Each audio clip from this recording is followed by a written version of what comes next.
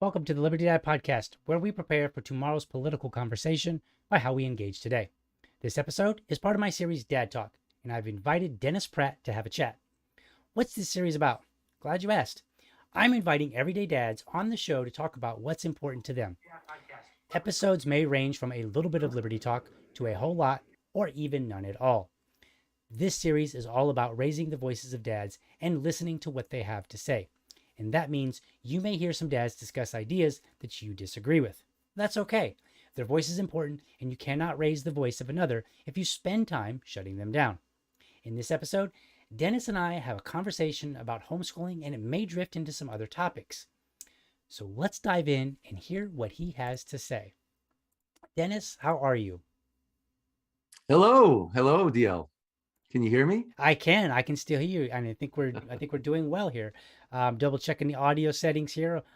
So if anybody's watching, it looks like there's a few viewers. If you're not hearing the audio, please speak up in the chat. I'll double check that and make sure it's set up right. But I believe everything is set here. So just as a fair warning, how are you today? I'm well. Welcome to greetings from the free state of New Hampshire, where you should be living. If you would fix that weather problem, then I would definitely be considering it. But I think called thermal underwear, DL. I think people underestimate exactly how whiny I can be. So you guys might get me up there and be like, whoa, this is not what we were looking for. Yeah, I have a friend, a neighbor who his wife comes from Venezuela, and she wears during the deepest winter, she wears like these cute little outfits and that type of stuff outside. And I'm going, and of course she's always complaining about the cold. And I'm saying, just put on clothes, right? But she has to look stylish, and that's actually, one of the things I'm going to be doing is taking newbies out to dress them for winter next fall, so that they actually can. None of them will whine. They'll actually feel nice, warm, and toasty. Right. Now, keep in mind, I can dress for the winter. Like, I can do it. I've been in winter weather. I know what to do. I don't like it. And I'm very miserable, and I'm cranky, and all those other unpleasant words. That's what I become the moment I get exposed to it. So hopefully my son doesn't end up liking cold weather and want to do a lot of trips, because I will be in trouble. So let's start off. Let's tell us a little bit about you. Like, what's the good stuff to know about Dennis for anybody who doesn't know you? Well, there's a lot of things to tell. I'm kind of old, so I've done a lot of things. I think because we're really talking about homeschooling. I'm married now 41 years, but we didn't have a child until we were 19 years married. So it came fairly late in our relationship, which was kind of nice because I had done a lot of my work. I was working out of the house at that time, helping with startups. And so, when it came time to actually have a child, we had to have a lot of interventions to have a child. When it came time to have a child, we were kind of prepared. We were, this is what we're going to do.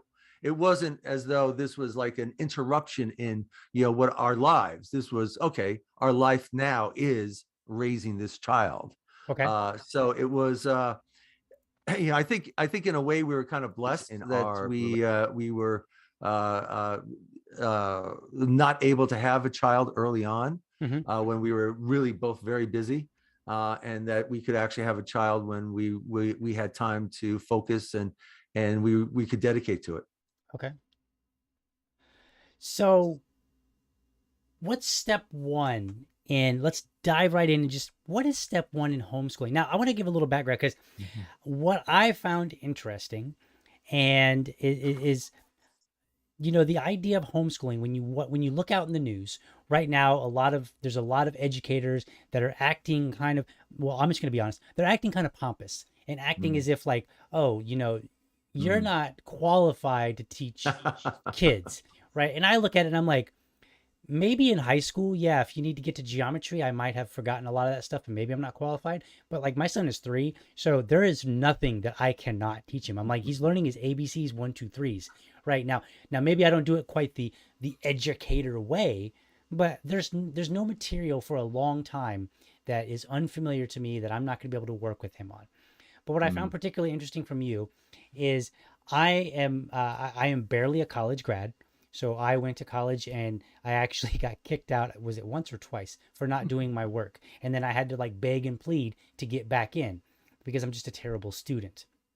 And so then I ended up with an associate's, which is basically a glorified high school diploma. However, you are a grad, I believe, of MIT, correct? Yeah, I have undergrad and grad at Northwestern and grad at MIT. Okay, perfect. So you're an educated person, and you also are a dad who homeschooled, which I think frequently we see that moms are the homeschoolers. Hmm. So what I want to do is I want to kind of like say, what's your thoughts being an educated person on the idea that somebody has to be educated to homeschool a child? Let's just start right there.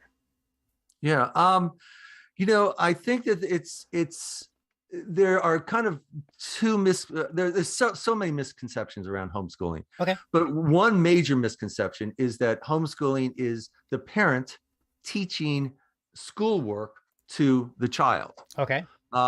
as opposed to the child engaging in learning, and doing what I call leverage skills. Okay. I was really much more interested in leverage skills. So the ability to explore areas, the courage, being able to research on their own, Mm-hmm. having courage to meet people and engage in the community. So for me, those leverage skills, I'm very comfortable with pieces of information. Mm-hmm. I can teach things. I taught things in Vivian's school before we homeschooled. Mm-hmm. I actually led a parent revolt because the school wanted to increase the taxes to Wow. um, every year they're increasing the taxes. Every year they're saying a catastrophe will happen if we don't get a 10%, Right. Right. 15% increase. Yeah. Yeah. And one year the townspeople said, yeah, that's just too much. Even in Massachusetts, every once in a while there's a limit. It's not like New Right. Hampshire where we cut the budget in half, Right. but in Massachusetts, there were limits. And they just said, well, your child will suffer. It's going to be absolutely horrible and that type of thing. Now they had kicked all the parents out of school. They don't want kids, parents in the schools. To Right. them, this is their domain. The Mm-hmm. child actually belongs to them and Right. they are in charge. Their model is you raise your child for 5-6 years, then you turn them over to the state and the state will actually do the rest. Don't worry your pretty little heads. You just need to keep us funded. Right. And so I didn't believe that model. I was like, I don't, I had I had gone to the kindergarten classes. Actually, beforehand, I had started something called after schooling, which you, DL, might be very interested in. And our motto was parents consciously supplementing their children's education. Mm-hmm. But what it was just kind of exploring working with your child when he's a toddler and when he's younger and in Right. preschool, and kind of what is it that he likes and how can he learn about kind of basic numbers, and how can you make it fun, and how can he learn about the world. And we set up a little community that everyone was after schooling their child.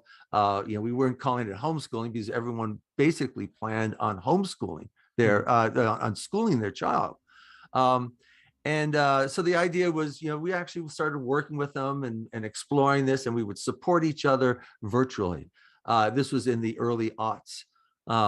And what eventually happened was we learned so much about our child and our child ability to learn and how excited they were. Mm-hmm. This weird thing happens with schooling.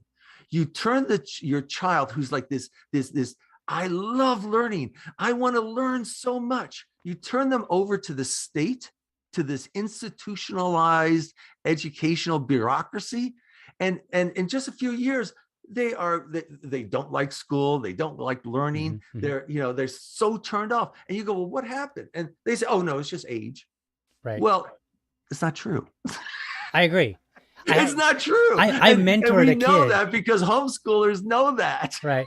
I mentored a kid, and he was, I think he was about 15 and a half when I started mentoring him. And he actually said, I hate reading. And I was like, what? Because I like reading. I love reading. I'll read anything. And so I was like, I was just like really dumbfounded that he would actually hate reading. And I was just like, how do you, and honestly, you know what I think it was? And this is a total guess. I think that because of the school system, they did not instill in him the joy of reading such that he kept pace with being able to read material that was appropriate for his age. So basically, even though he might be 15, 16, material that he read at that age, that was that age appropriate, was more of a task than it was enjoyment, and that he was actually a few years behind, but not to his own fault, but to the fault of the schools. Because I've always loved reading, and I'm like, but why? Why do I love reading? Well, I learned to read when I was 3 because my mom didn't know any better. Right? She just was like, I thought you were supposed to know how to read. And so, but and so I think that you're right. We send them to these institutions, and I will say, boys especially, because little girls tend to be a little bit better with rules and regulations than boys, right? And so I think it's definitely a school issue. But yeah, I'm sorry, I just had to chime in there because I was like, yeah, I totally agree. I think we sap out the learning, because my son, he's 3, and he has his own drill, like literally a corded drill that he'll plug in, and he has his own little bench, and a workbench that I made, and he's got bolts on it, and he's got attachments, and he loves playing with tools. He loves it. He's 3. He's had that for about 6 months now. So he actually got it when he was like 2.5. Because like you said, we just like, if he shows interest in something, we're like, all right, let's see what here's what we do. Here's how you use it. Blah blah blah. Just for the most part. I mean, there's a few things that are, the table saw's off limits, but there's some things that that we don't let him have. But for the most part, we just help him whatever he's interested in. And that was very much our strategy, where, it was kind of like, what does she seem to be interested in? How can we feed that interest? I mean, for us, and I later on, the after schoolers group actually turned into a homeschooling group. Almost everyone in the after schoolers, because they were consciously working with their child, when they actually put the children into schools and they saw what the schools were doing, and how much time the schools were taking of their children's lives to do virtually nothing. Right. And most of the after schoolers were going in, and they already knew their new math, and they already knew reading and stuff like that. And of course, you can't do that in schooling, right? Especially in government schooling. Everyone has to kind of go at the same time. And so, for example, with my daughter, she every year we would ask her, what does she want to do? We gave her a lot of personal responsibility in her life, and because my goal was to raise an adult, not to raise a child. So a lot of it was about responsibility and consequences coming from those responsibilities.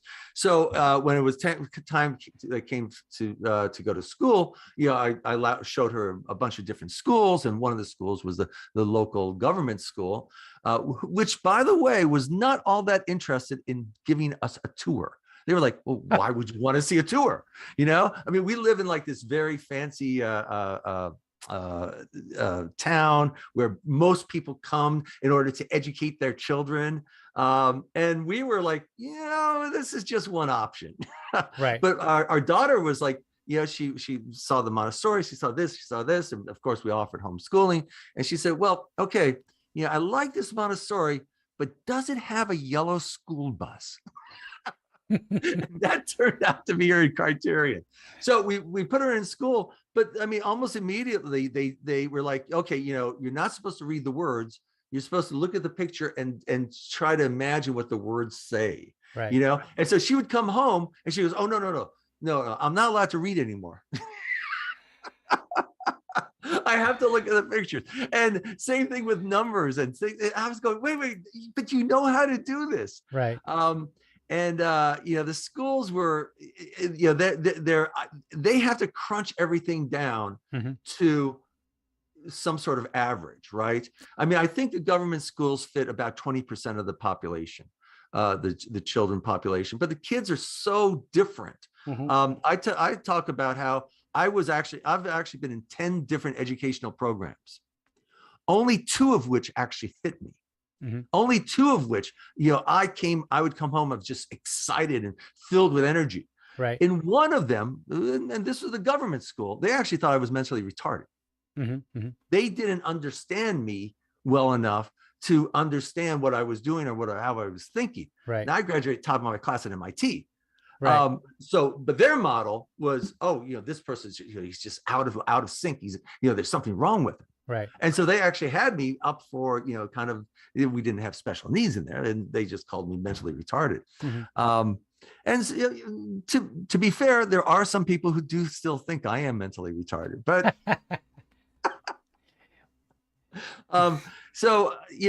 it was funny because you talked a little bit about how they have this arrogance that only they can teach your child, and that you need to actually, know what all that they know.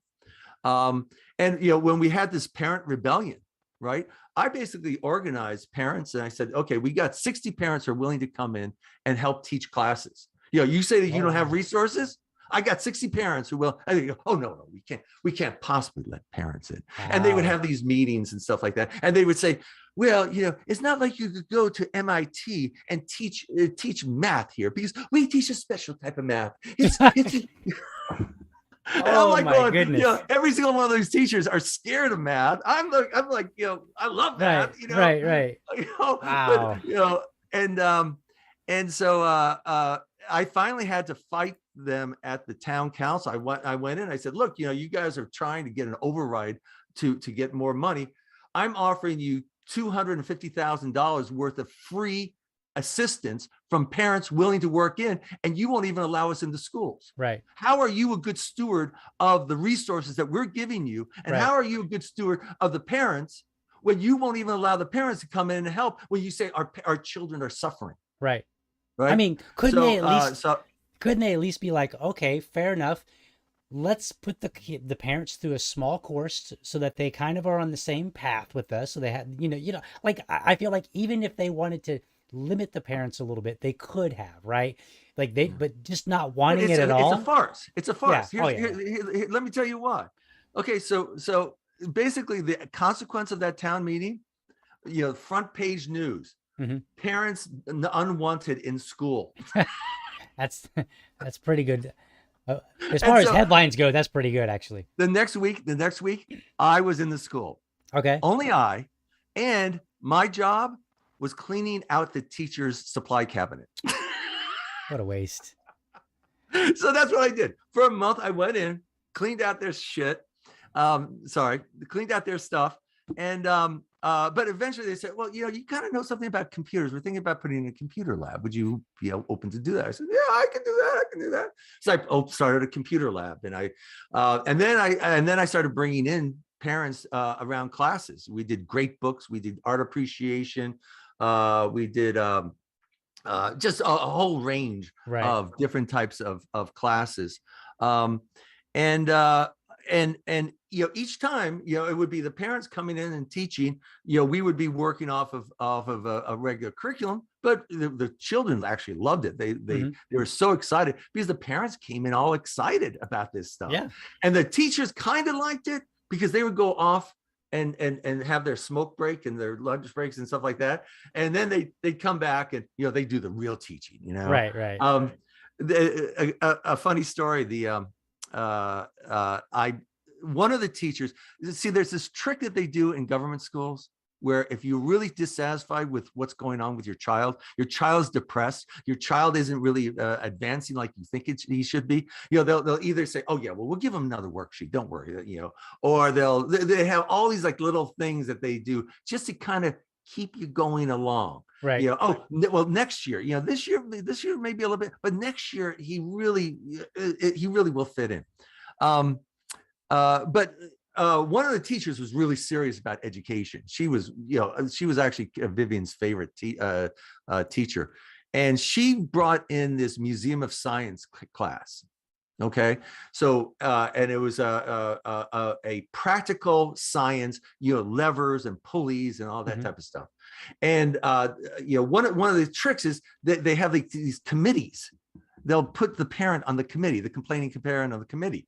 And of course, as long as the committee takes longer than the parent is in there, right, nothing's ever going to change. Right, parent matriculates or leaves, and now that's gone. But the teacher actually pushed this, and so she offered it to the teachers, and none of the teachers would do it. The teachers said, "Oh no, we're not trained. We couldn't possibly do this. We don't know how to do it."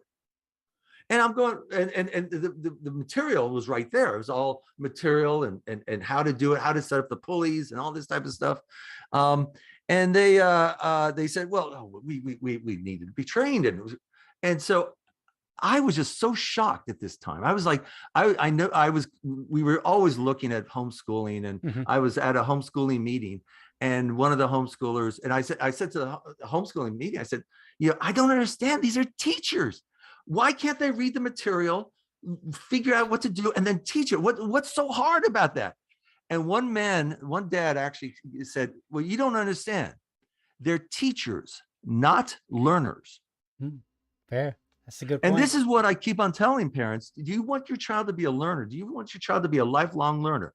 I don't know what your model is about what the future looks like. My model is that we're going to have increasing technological advancement. The things that someone gets trained in is going to work, for 3 or 4 years, and then you need to get retrained again, and that's going to speed up faster and faster and faster. So you better have this attitude of, I can learn. I love to learn. I really enjoy learning, as opposed to, oh yeah, I checked that box, I'm learning, and now I don't need to do it anymore. Yeah, right? When it comes to reading, I really credit my mom for teaching me to read when I was 3. And I remember at a young age, I would read like Scientific American magazines. Now, how much I actually understood, that's, that's a fair question. But I was able to at least read the words, say them out loud. And to this day, there is exactly one book that I've ever come across that I'm all like, yeah, that one was kind of tough. Like, I read the first chapter and I was like, I have no idea what the hell I just read. It was written by a physicist. It was very complicated. I think he was trying to make this like connection between art and math, and science or something like that. But it was, and maybe I just wasn't spending enough time on it, whatever. But it's one book. Outside of that, though, I approach any kind of learning as like, I can learn how to do that. All I need is either to read it, or now I'll check out a YouTube video, or I'll experiment. It might take a little longer, but I'll get there. And that's what we're trying to teach our son is like you can learn anything. It's, it's all a matter of how much time are you willing to invest in it. And maybe for some things, it might take a little longer. Maybe you're not so good at math in the future, and, it takes you a little bit longer to get it, but you can do it. You just got to want to and mostly believe that you can. And I think that's where a lot of kids, when they graduate, you hear things like, well, I'm not good at math. I'm not good at this.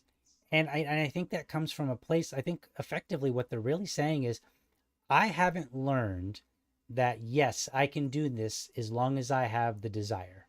It's a little bit longer, of course. But I think that's basically the underlying reality of what they're saying. So I agree with you 100%. I think people need to be learners, whether it's just so that, because I don't know what the future is going to hold, right? Like, I don't know what it's going to be like in 50 years. And, but in 50 years, let's see, I'm 41. I mean, I'll be 90. So let's just go with like 20 years. I don't know what it's going to be like in 20 years, but I'll be about 60. So I should be in good shape to still be learning. And I should not be intimidated by it. And I shouldn't be if I'm 20 or 30 at all. And I feel like there's too many that are just coming out and they're intimidated by learning. And it kind of pains me a little bit. Yeah. There's a model that education, which is then conflated with schooling, is in order to teach this like box of knowledge. Well, knowledge is actually infinite, right? It's infinite on infinite number of dimensions. And the doubling of that infinity is occurring, every 3 years or something like that. Right. So, to say, oh, well, everyone has to learn, know these, what are you talking about? Right. One of the after schoolers turned homeschoolers in our program, she actually became kind of a fashion designer. Well, and so what was her, a program like during when she was homeschooling? Well, it was a lot of, kind of studying fashions of different eras and that type of stuff. Well, as opposed to studying wars, right? Of course, you need to know what all the wars are. Well, do you really need to know what all the wars are? Or if what you're going to do, what you love is fashion, maybe what you need to know is all the different fashions during the eras. Right.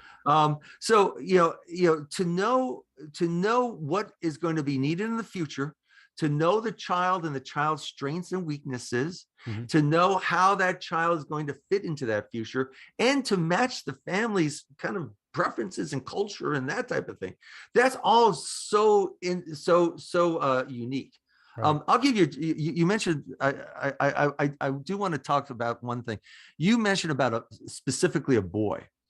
One of the things I did with the government school was I started their first newspaper, and I had a comic group, and I had a writing group, and I had a photography group.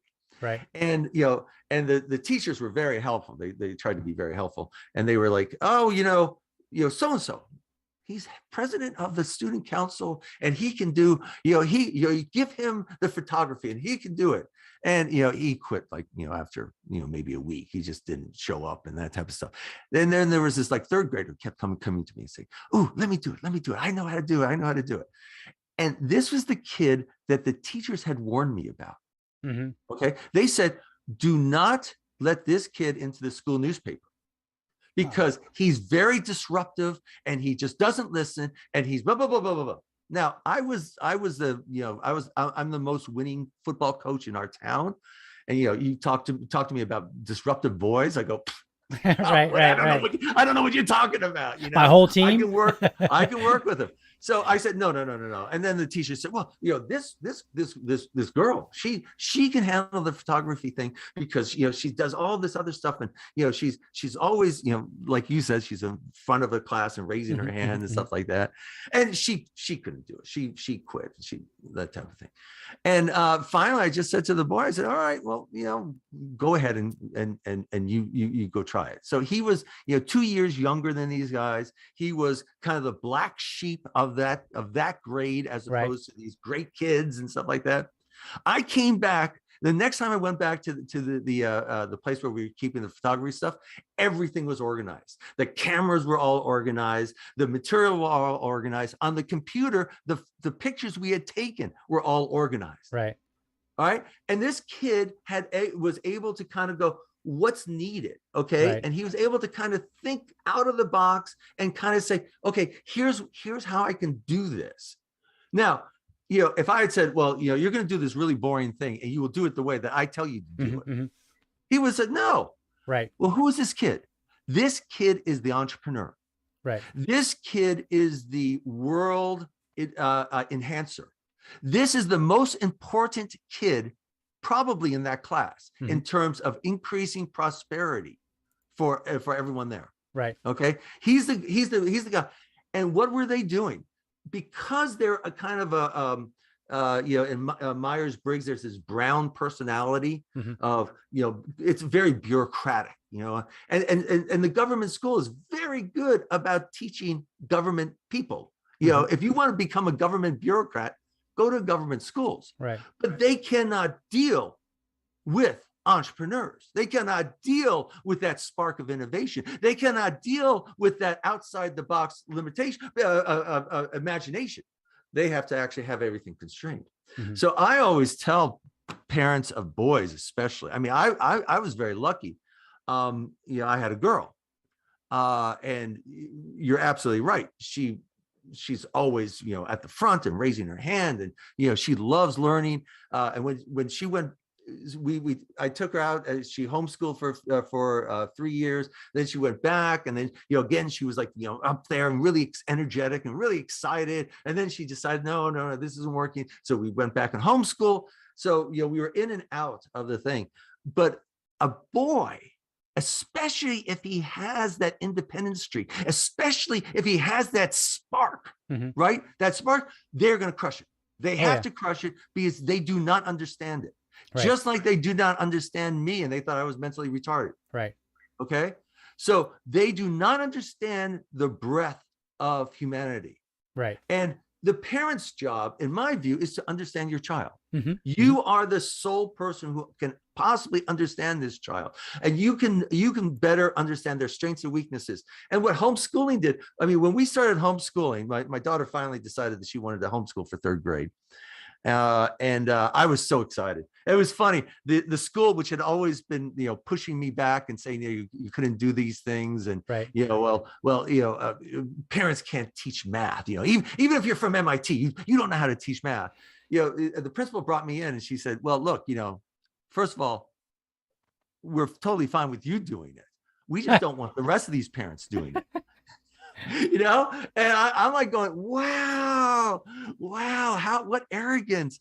And then she was like, then she brought out like this cart of books for their curriculum, and it's like, well, here's what you can do in the next year, right. As though I'm going to follow their curriculum, right? As though I actually believe that what we're trying to do is teach this specific material in their specific way, right. As opposed to teaching the levers of learning, right? And then she said, look, what do we have to do to keep you in this school? She started negotiating with me because she didn't want, our town had never had a homeschooler.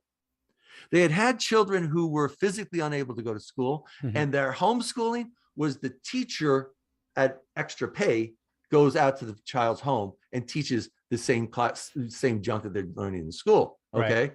That's homeschooling. Right. So, to them, this was like, this is heresy. And they didn't want this out. They were very, very scared that this possibility would actually occur. I thanked them very much and told them that, that we were pretty much determined. But what I found was that where school has kind of this one size fits all, there are all these pedagogies that are taught in homeschooling. So in that time, homeschooling was about 1% of the population. So for 99% of the population, you had one and only one type of way of teaching, right? And then for this 1%, you had 16 majorly different pedagogies. Right. Okay, and everything from project-based to very, very restricted trivium types of learning, to unschooling, to great books learning. And it was just like, there was just this wide assortment. Same thing with math. In math, you learned the one way of learning math, and every single child had to learn that one way. Whereas in homeschooling, we had such an assortment. And if something wasn't working right for homeschooling math, well, the next day you just shift over to this other group. Right. And now all of a sudden you go, oh, well, try this. If that doesn't work, the next day no committees, no multi-year committees to find the one right thing for all children, right? It's like, it's just you working with your one child. Yep.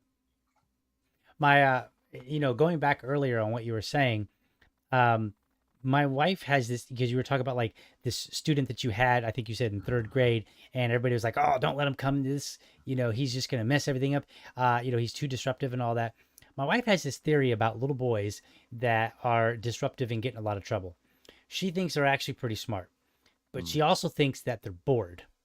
And so because she was telling me, she said, because I was in trouble all the time. My mom got calls upon calls upon calls.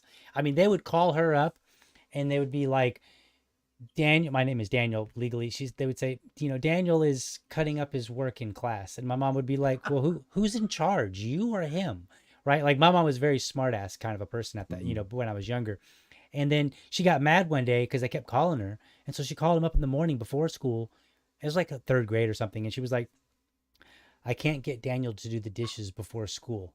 And they were like, ma'am, it's not our problem. And she's like, I know exactly. And like, they got the point, right? She was like, cause she was like, look, I send them to you. You're the ones that say you're doing this. You can handle it. Right. Right. So, so I was constantly in trouble. My wife was like, I think you just needed problems to solve. Mm. And my wife is an engineer. So she graduated with, a double master's engineering and business, and so she's an industrial engineer, and so she's like, look, she said when I went to engineering school, she said I was just always it was just problems and problems and problems to solve. You were just constantly solving different problems. She said I think that little boys need problems to solve, like, and their mind is running. They want to do something, and when you don't fill it correctly, when you don't help them fill that correctly, then they get in trouble. And so at my son's third birthday party, there was a young boy there, a mother with, she has like 4 or 5 kids. And there was a boy there, and he was a bit wild, and he just was just, I mean, he was a bit rough. And we were like, whoa, this kid, like, somebody needed to snatch him up or something. He was a little bit older than my son. He was probably like, I don't know, I think he's like 6 or 7, maybe even 8. I don't know. And here's the funny part. We rented a bounce house, and they came to pick up the bounce house, and he was being a bit disruptive and laying on the bounce house after we had it like deflated and all that. And we're like, so and so, get up from the bounce house. And he wouldn't do it. And he was just being very uncooperative. So I told the guy, I was like, yeah, we've got a uncooperative kid over there. I hope it's not gonna be a problem. And he said, nah, it'll be fine. He goes over there and he's like, hey, why don't you help me roll this thing up? Man, he bounced up, was helping the guy follow. I mean, he helped the guy from start to finish, loading it on the truck without a single Yeah. problem. Yeah. And you know what he did? He gave him the man gave this young boy a problem to solve. Hmm. Right? Like, hey, I need some help. Why don't you help me? Bam, and he Yeah. was on it. No more problems. Yeah. And I think my wife's right on that. I think little boys need problems to solve. And like you said, they say, nope, here's a box. You fit in it. You do what you're told. And if you think it's boring, well, that's too damn bad. And I don't think it works for a lot of boys. Yeah, and I don't think it works. I mean, my big concern with having a compliant daughter Hmm. was that she learned to be too compliant. Right. I don't want her to be, compliant drone. That's Right. not what I want for her in her life. Right. I want her to have that spark, to have that excitement, to be able to create things, Hmm.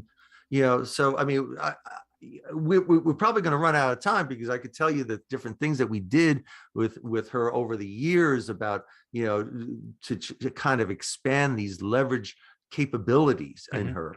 Um, one of the things, for example, was we never played Stranger Danger. Okay. We played Who's Your Ally.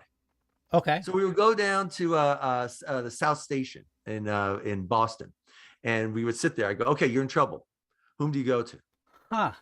Okay. And so she'd look around and she'd go, I go to that woman. I go, why would you go to that woman? Well, she looks very straight and she looks like she's no nonsense. She wouldn't say no nonsense, but Right. she would say, she looks no nonsense. She looks like, someone that would help me. I go, yeah, I think you're probably right. Okay, you're in trouble. Whom you go to? So instead of everybody is scary except Yeah. the authoritarian policeman, Uh-huh. okay, right? That's what they're taught, right? Unless they work for the government, so they're the government teacher or the government policeman, they're scary. Stay away Right. from them. Don't Yeah. go near them. Dude, adults are scary, right? Right? Hmm. That's what they're taught, Yeah. right? So instead, we were like, no, you have allies all here. All these people can be resources to you. Right. Whom would you Yeah. go to? Whom would I, you go to? I like So it. our daughter, maybe we can come back and talk about it sometime, and I can tell you a little bit more about the process of leaving and the battles that we had to homeschool, especially in those days, Hmm. and how they wanted house visits, and they wanted to check our curriculum, and they wanted all this type of Right. stuff. Well, I'll And tell you we right now. Let me interrupt real quick. We got 15 minutes technically. I Mhm. can keep going if you can, so I'm in no rush. So Well, I I'm mean, I'm good to go because I love this topic. so then let's not worry about a 1 hour deadline. We'll just keep Okay. going. We won't go too long. I mean, we both want to probably get some rest and all that. But yeah, absolutely, let's go. Because I find this what I find fascinating is just like what you said. It never occurred to me like who's your ally, and I was like, wow, that's a really really neat idea. And one of the things you were talking about earlier was like these 16 different ways of doing stuff, and Mm, I feel like schools do have a tendency, and I think it's by nature. I don't think it's necessarily nefarious per se. It's just the nature of it that they find one way, and then it's supposed to be the one way that works. And I think they're very terrible at even finding a good idea that scales well, mm. right? Yeah. Like even finding a good one. I think they always find like a mediocre one at that anyway. Yeah. But my so I was not homeschooled. By the time my mom started homeschooling, I was already, I think, in 11th grade, and so we were like, well, you're just you're about already out, on your own there, so don't worry about it. So my sister is 6 years younger than me. My brother is 6 years younger than her, and so she homeschooled both of them. My brother is dyslexic, okay, and so he would have trouble reading, and they put him in those classes like, you're the special needs class or whatever they called it Right. at the Right. time, right? And my mom was like, my son isn't special needs. And so now, mind you, my mom has less education. She had less formal education than I did. In fact, she didn't even graduate high school. She dropped out of high school with her sister, and then they went and moved off and lived their life. And so she learned how to read, and she was a very voracious reader. And so my brother was dyslexic, and so she went to the library because there's no internet back then, and she would get like stacks of books, and then she would read them and read them. And so she did all this research. She discovered that there was some new thing where if you take like an orange sheet, like a clear orange sheet, and you put it over the book, over the words, that it would help keep the words in place for Mm, some dyslexic students. So she was like, I want to try that. She slipped it over the page. My little brother was like, oh yeah, that helps a whole lot. And so he was able to start reading. Now I don't think it was like a 100% pure like total fix, but I think it was like it took him very very far with the problem, right? Like he was mm. having significantly less problems. And so for me, when I look at it and they say like, well, Dennis, if we can just keep you but not have those other uneducated parents, I get it. There are some parents that maybe aren't so good at it, right? But I think people they underestimate, because my mama was not an educated. She didn't even graduate high school, and she was teaching my brother and my sister better than the schools were, Mm, right? mm, And then she opened. You'll love this. She opened up a homeschool because we used to work with kids from the wrong side of the tracks. mm, There were some kids that we knew from our church that were in a lot of trouble with the schools because they were always in trouble with the law and the school and all that stuff. So she opened up her own homeschool and brought like, I don't know, 5 or 6 of them over every day, and she would homeschool my brother, my sister, and all these other kids mm, who were in so much trouble. mm. And so to me, this whole notion that you have to be smart or educated is garbage. Yeah. It's just this is Well, garbage. I actually saw different people of different intellectual abilities Hmm. working with stuff. Um, and of course, we bounced around with classes, homeschooling classes and other types of classes, and we did a lot of work in the community. My daughter a lot. Hmm. I don't know if you know about the big hullabaloo that we had up here, where our Libertarian Party in New Hampshire talked about that we should get rid of child labor laws. But that's how we educated. I saw the This crazy whole tweets. it takes a village. Right, That supposedly the progressives believe in. They don't believe in that. right. They believe in institutionalizing your Oh child yeah, in absolutely. with government only people, and God forbid that another adult human should actually appear there. Right, Oh my God, lock the doors. right. All this type of panic stuff like that. We actually did do that. Hmm. That's how we educated. So Right. my daughter at age 10 had her own business. Nice. She was walking dogs, and she was Hmm. mothers helping and stuff like that. By age 14, she was helping at a dojo, and by 16, she was running a dojo. Right. So Nice. 16, she was opening up and closing, and she actually was working more hours. Now, the lessons she learned by being part of the community and that type of, for example, one of the things that she was one of their best salesmen. And both my wife and I aren't particularly good salesmen. Mhm. My wife is horrible. She just, she flips out. And I'm not particularly. My daughter, when we had our house sale and all of our stuff and stuff like that, my daughter would just be, well, tell me what you're interested in. Oh, and this book is really interesting. And she would just outsell us, Right. just by being really interested and Right. curious. And, it was just amazing skill that she developed, from a very early age. Right. And, kind of jumping ahead, by 18, she was, already in community college. She was going to an OTA program, an occupational therapy assistant program.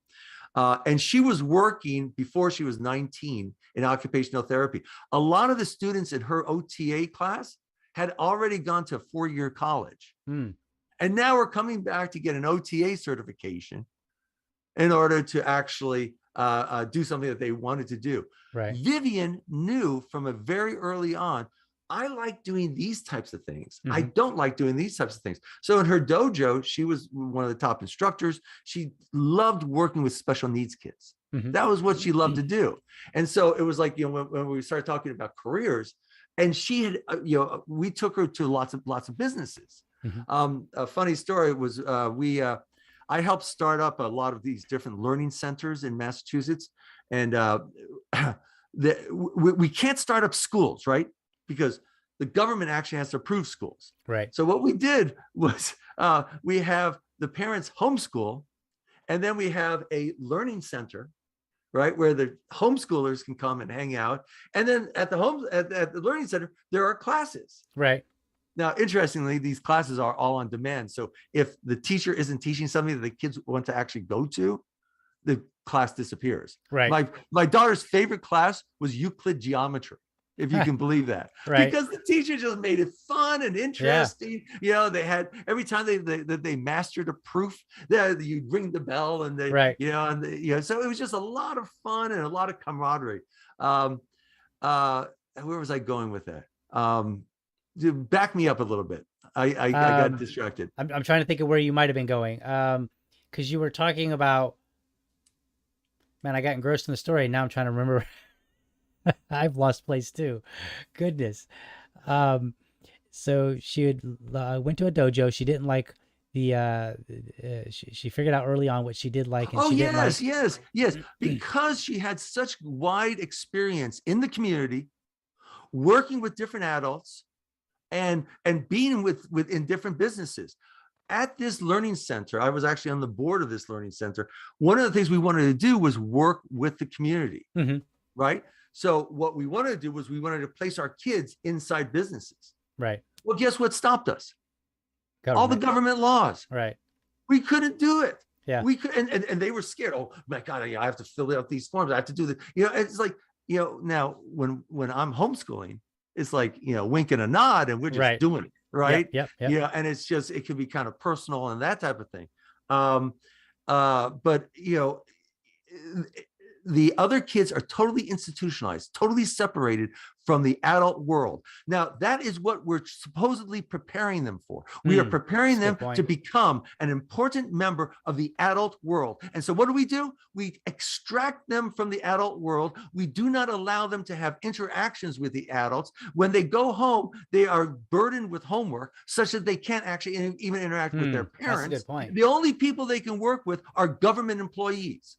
Now, are we surprised when they come out and all they can think of is government? Right. Yeah. That's a good point. Yeah. Now my daughter, she had experience. She said, no, I don't like doing this. I don't like doing this. I don't like this. She was interacting with so many different people and so many different types of vocations. And she was like, this might be something that's interesting to me.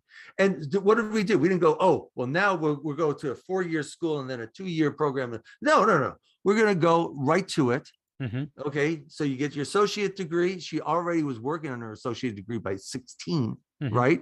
So she gets her associate degree, and now she's working in the field. right? Now and the question is this something that you absolutely love? You know, is Right. this something that you want to do more of? Do you want to stay as an OTA, or do you want to go for an occupational therapy?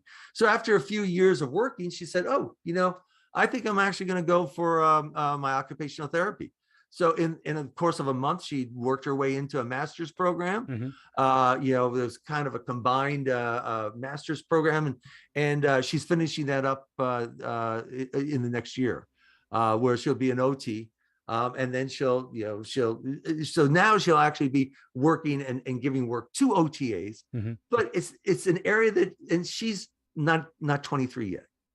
Okay. She's already had major careers, Right. major experiences with different things. She knows what she doesn't like. She knows what she does like. She's very confident. I had this thing where every year she had some sort of out in the world goal that she had to fulfill. So for example, at age 11, so moms, be careful here. I'm going to scare you here. At age 11, she had to get on the train in our town, go through Boston and New York and Pennsylvania and DC, change the train in DC, okay, and then go on down to Lynchburg to visit her grandparents by herself. Right. You know, and so this was like something that was like a big thing for her. You know, I'm actually going to be on this train for, I don't know what it was like 14, 15 hours. Right. You know, and she's actually has a train change that she has to work through. So we have to work through the areas and stuff. So she's extraordinarily confident. At 16, she took a program.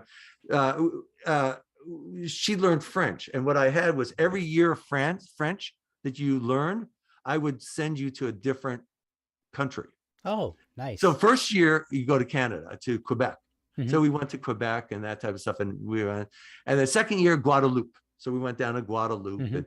And third year was on her own to France. Oh, nice. Now she was actually part of a program where they had the lessons and that type of stuff.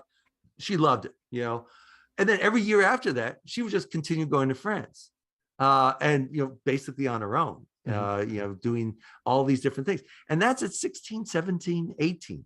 So confidence, knowing that I can learn things, knowing I can solve problems, knowing where I can find allies, knowing that that if there's some issue, I can get resources, I can work through this, right?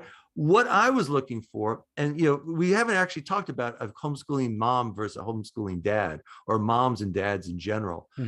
There's this saying that this man in personal growth used to say, a mom's job is to make sure their child doesn't get hurt. A dad's job is to make sure their child doesn't get hurt too badly. Right. Okay. About so right. For me and my daughter, actually, it's funny because she is just so well put together and well spoken, and adults always were like, well, what's going on with her? It was funny. Early on, they were like, well, how are you going to socialize this child? And what's going to happen? Right. Of course, government school socialization. What is that? It's what the 5 minutes between classes that you have. It's being screamed at to shut up while you're sitting in classes. It's no, you can't follow your interest. We are now going to study something that you have no interest whatsoever in. Right. So that's socialization. Is that socialization? Well, that's not socialization. Not to mention all the fights, right? Like, fighting and all that in some of those public schools. Well, the whole thing of school is the school is a bullying situation. It's bullies the parents, right? You must pay, and you will send your child there. It bullies the child. You will go there, and we're going to control that child down to when they may pee and when they may not. Right? They actually control body functions. One of the maddest I ever got at the government school was my daughter had dislocated her kneecap. And so she was having trouble, and she had, she decided that she needed to go to the bathroom before they went to the buses. Okay, great. Right. So in my book, that's her body, her decision. She makes it. They didn't allow her to. No. You have to do this afterwards. So she's on her crutches trying to get there, and she basically says, I can't do it. So she goes onto the bus. And now when she gets off, she has to, come back from the bus stop and she pees her pants. And I was livid. And, and then, of course, their answer was, well, some children would take advantage of that. And we can't allow it. I go, I don't care about some children. Has Vivian ever done that? Would she ever do that? I don't care what your rule is. That this is her body. And, I just flooded them with stuff. But it was so useless talking to this gigantic bureaucracy that had no care for my child as a unique human being, and only was, well, we need to set these rules for these people, and everyone needs to fit into this box. If you don't fit into this box, well, something's wrong with you. Right. It's funny, they talk about socialization, and that being like one of the problems of not going to a public school, and then they'll turn around and say, like, look, you need to follow all these rules, otherwise you're bad, blah blah blah blah. These kids might take advantage of it and all that. So I think this is kind of connected. I'm going to try to connect it. We'll see if it happens. My wife is a real estate agent / investor. Okay. She used to work for corporate America. And then she basically, through a series of events, she ended up taking the plunge and doing this full time. And in the process, when you're doing investing, there are rules that you have to follow. Otherwise you get in trouble. And she thought she followed the rules correctly, and she got in a little bit of trouble. And so she got a little slap on the wrist. She got, I think technically it ended up being two $1,500 fines. So it ended up at $3,000. And so she came out of that, and my attitude toward her the whole time, from the very beginning, I was like, okay, well, we won't do that again. That was it. And then she told me, she's like, I'm really thankful that you stuck by me. You didn't give me a hard time. You didn't say you shouldn't have done that, blah, blah, blah. You supported me. And I think this is what happens, is rather than support people taking chances, possibly making a mistake, we're training them to only follow the rules, which aren't even that good anyway, but we're training them to follow the rules, otherwise to feel bad or to shame other people. Even if they, yes, if you took advantage of something and you were wrong, then okay, maybe there's a little bit of shame there, right? Like maybe, I don't know, it depends. But if you just took a risk and you made them and it didn't work out, well, then we should be like, oh man, well, hopefully you don't try that same thing again. You try something else, and I feel like I feel like schools inherently, even though they're not necessarily directly teaching that, that's effectively like one of the biggest lessons that kids get. There you go. And I don't like it, because I want my goal for my son is when he grows up and he's 18 or even before that, if he sees something that he wants to do, I want him to feel like I can do it. The only thing that's stopping me is the time that I need to invest to figure out how. That's it. I don't want him to be stymied by anything else. I don't want him to be like, well, like, oh man, I can't learn it because, there's so much math. Nope. Figure it out. You'll learn it. It was like, and I feel like schools don't do that. And I think the worst part is it's not on purpose. Like as far as I can tell, I mean, you might differ. And I think that makes it more insidious, because then everybody's like, well, we're not really teaching that. You are. Even if you're not, even if you don't think you are, you actually are. So no, it's very interesting that you tell that story. Yeah. Well, the socialization thing, it was just so funny because, of course, when we first started homeschooling, we're the only first homeschoolers in the town, and everyone's saying, well, what about socialization and stuff like that? Well, then, move forward, 8 years, 9 years. And now all of a sudden people are meeting our daughter and they go, okay, what happened to her? Why is she, how is she so mature? Right. How is she so, so conscious and so aware and so, willing to speak to be, because you look at some of these school children and they see an adult. Oh, stranger danger. Oh my God. And they shut down and they look away and they, and Vivian, she's an ally. She talks to them and converses and she goes, so zoom forward, right? So they're saying, oh, you won't be able to socialize it, which is what you're saying. It's really just kind of going into some sort of indoctrination program. Right. to this child who's extremely well socialized, and it has been in a lot of different businesses, a lot of different social settings, a lot of different adult groups, has conversed with them and stuff like that. And people are going, this is amazing. I've never seen someone that young, that composed, that competent. And then they say, well, where did she go to school? And we said, oh, we homeschool. They go, oh, that makes sense. What are you talking about? Right. 8 years ago, you would have told me that I was crazy. Yeah. Right. 8 years ago, you would have said that, they're going to be a recluse. They won't be able to look in people. And what has happened is actually just the opposite. Right. Just the opposite. Because we were really concerned with what lessons that we teach our child. Right. So my wife was really upset because my daughter didn't know the capitals of the United States. And, so I didn't really spend a lot of time on geography. And, it didn't interest Vivian. And I was like, okay, there's an infinite number of things. I followed John Taylor Gatto. Are you familiar with John Taylor Gatto?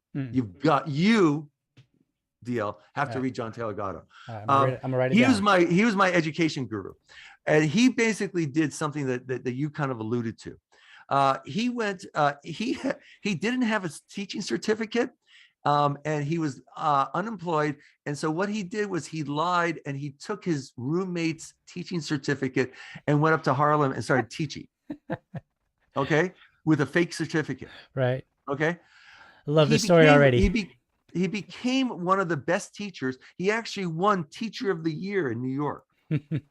Okay. And when he won the Teacher of the Year award and stuff, he came out and he gave a very famous speech on the 8 things that governments, he didn't use government schools, but public schooling teaches. And it was just like this destruction of spirit and all that type of stuff. But what he would do is, there'd be some kid, distracted from the lesson, and he'd be like drawing a picture of the teacher with a phallic symbol in his mouth. Okay. Okay. And so he'd go, you walk by and go, oh, that's interesting. So see me after class. And the kid comes and he's like so scared. He says, so do you like drawing? He goes, yeah. Okay. What I want you to do is I want you to draw this picture 16 different ways. That's your job right now. Right. Okay. I want you to come up with 16. I want you to research different ways of drawing this picture. Right.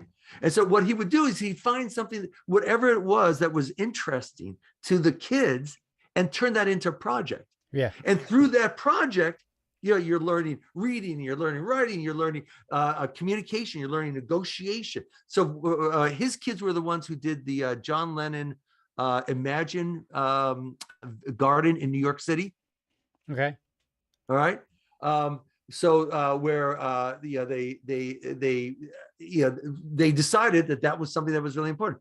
And what he did was he kind of worked through the bureaucracy. So the kids met with the mayor, and they talked to the legislators and all that, and they finally got the money for this garden in this Imagine garden in New York. But it was time and time again where he said, "What are you really interested in? Let me go ahead and support you." Right? It's called strewing, and I really, really highly recommend it. So what you do is you try to find something that the child's kind of interested in, and you go, okay, we're going to work in that area. Let me throw some additional kindling on that particular fire, right? As opposed to, oh, that's not learning.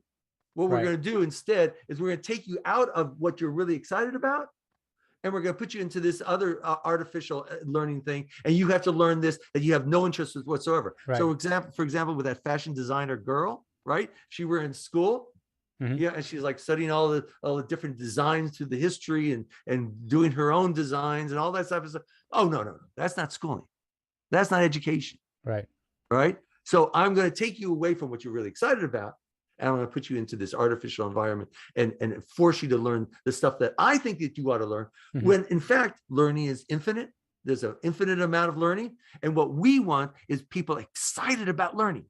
And I don't really give a darn what it is that you're learning about, right? I care that you love that process, that you Right. feel confident in that process. You feel like I can learn anything, Right. and plus it feeds into who that person is, who Mhm. that little person is. Vivian is quite different from her mother and I. And we had to really kind of be very careful not to project our own stuff onto her. She was actually really good at math. And at 16, I had her all set to start learning calculus. And she decided, I'm done with math. Thanks. I was devastated. I was like, do you not realize you are ready? And she was, no, I'm done. I'm doing this other stuff. Right. And it was just so hard to kind of take ourselves, our egos, and my wife was always that front of the class girl, straight A's, valedictorian, full scholarship, undergrad and grad, that type of person. Right. And so for her, the model is, well, you go through this school, and then you go through that school, and you go through that school, and then you get the top job in the top firm, that's how you do it. Right. Now that doesn't work with our daughter. Our Right. daughter is not that person. Right. And so she has found her. We have had to actually pay a lot of attention to her and see what it is that she's interested in, and allowing failure. I have a saying. I talk about it not just with my daughter in homeschooling, but also with startups. Fail to succeed. Right. You need to fail in order to succeed. Oh, yeah. I want you to fail fast. I want you to try things and fail at them and go, okay, not that, not that, not that. Okay, this is something I'm getting excited about. Okay, now I'm off in here. Okay, now I'm off here, but not that part. So I'm over here, not that part.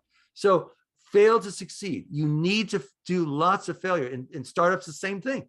The first idea of any new product is terrible, absolutely terrible. Do not go to market with that, right? What you need to do is prototype it and put it out in front of customers, get their responses, and go, okay, let me switch over here. Let me switch over here. Let me switch over here. And now all of a sudden you can turn something that was a mediocre idea, possibly just a loser, like most startups, into something that's really, really, really fantastic. Right. But you have to be willing, you have to have the ego strength to fail. Yeah. Right. What do they teach in school? Do not fail. Right. Yeah. If you fail, you have failed as a human being. If you fail this class, you have failed as a human being. There's something wrong with you. We need to remediate you. Right. Right. Which is just not the real world. It's just not the real world. Yeah. The real world is full of failures. Oh my God. And if you're not saying, okay, I just failed over here, so I fail all the time. There's areas, there's large swaths of things that I just do not do particularly well. There are things that I do extraordinarily well, but I need to fail at these things because people will say, "Oh, you're so fantastic in this area, so we want you to try this." Well, I may just absolutely, and this is a technical term, suck at it. Right. So and then I go, okay, let me see if I can learn the lesson. Even though it's an ego boost to be given this. Right. Even though it's an ego hit to I'm learning valuable information. Right. Remember, where am I really doing well in it? Right. So I want more of that. And I think that's such a life lesson. We did a lot of personal growth work with our daughter. So, we would do personal growth classes and stuff like that. Who is she? What does she want for her life? Where is she going? But one of the major lessons is, do more of what works, do less of what doesn't work, try new things. Right. And if you do that with homeschooling, it's just amazing what you're going to do. Because you go, oh, the kid really loves dinosaurs. Okay, we're doing dinosaurs. Right. We're going to do dinosaurs up the wazoo. Oh, well, you're not learning geography. Well, okay, so talk about Pangea. Talk about the continental drift. Talk about the Ice Age. Talk about, do that. Right. Do that. And it's just the kid is absorbing and all, and now all of a sudden they're going, oh, well, what I'm really interested in is this. Right. Right. So do less of what doesn't work. Right. If they're so bored with X and you've tried 3 or 4 different ways, let it go for a while. Right. You don't have to force it down their throat. The government school has to force it down their throat. And that's the problem. By forcing it down their throat, they're going to break that child's desire for learning. Right. Right. Do not force it down there. So instead, go with what they love and support that. Keep throwing kindling on that. Yeah. And allow that to expand. And you don't know where it's going to go, but allow it. And then try new things. Okay. Yeah. You're doing this. You really like this. Let's try these other new things. What do you think about those areas that we can just try? There's just probes. Right. My daughter's actually now a kind of she did for a while some competitive salsa dancing or dancing, and my wife is so upset because she goes, well, we should have known that she really liked dance, and where that showed up was in her karate. Mm-hmm. Which a lot of the katas and stuff like that are really dances and that type of thing. And she and I used to dance, and we actually won dance contests, and she would really love it. But we had actually sent her to some dance classes that never worked for her. And this idea of doing like kind of this Latin dance and that type of, it just wasn't one of the areas that we tried. But I have to tell you, I tried so many different areas. Mm-hmm. When we were clearing out our house in Massachusetts to move up to New Hampshire, because that's what a good libertarians do. It was like, oh yeah, I remember this strewing. I remember this probe. Oh yeah, this was a real mistake. Right. And you have all these like little vestiges, and you just have to say, yeah, okay, tried it, because you don't know who that little person is. Right. That little person is not a mini me. It's not a mini DL. Right. It's somebody unique. And your job is to find out, where is that spark and how can I light that spark in that person? Yeah. We try to, he's only 3, but we try to just let him explore as much as we can. And I don't know what I'm doing because this is my first kid. So I'm just kind of winging it. But one of the things that I really tried to do is start off with saying, there are going to be some things that he does that I maybe don't particularly care for, but are they really a big deal? Mm. And, because I was like, I don't want to spend my time being angry at him all the time. So I'm like, all right, he's a little boy. He's going to do things that I don't want him to do. So let me focus in on the important things. So like if he doesn't really hit anybody, but if he like throws a toy at grandma or something like that, then, we intervene. But if he draws on the wall, okay, if I see him, I'll be like, no, we draw on paper, buddy, come over here, whatever. But a lot of times we don't see him. And then I don't make a big fuss of it, right? Because I'm like, one, it's just a wall with paint, like no big deal. And he'll probably enjoy painting it with me when I say later, hey, since you wanted to draw over here, let's finish your work by painting my wall again, right? Which I think is instructive. Like he'll learn how to paint when he's doing it. Mm. And so, but what I've learned, or what I think I'm learning, is that by approaching it that way, it seems to be allowing him to explore things a lot more, right? So I'm not the one impeding him by telling him, no, don't do that. Only, we try to a degree, this is the right way to do things. But then other ways, I'm like, maybe there isn't a right way because you're 3, like whatever, you're exploring, right? So as long as it doesn't get too out of control, then whatever, like who cares? And so hopefully as we go along, he will keep that spark of curiosity and like, what am I, and so who knows, maybe he'll grow up and he'll be a painter and he'll paint actual paintings on a wall.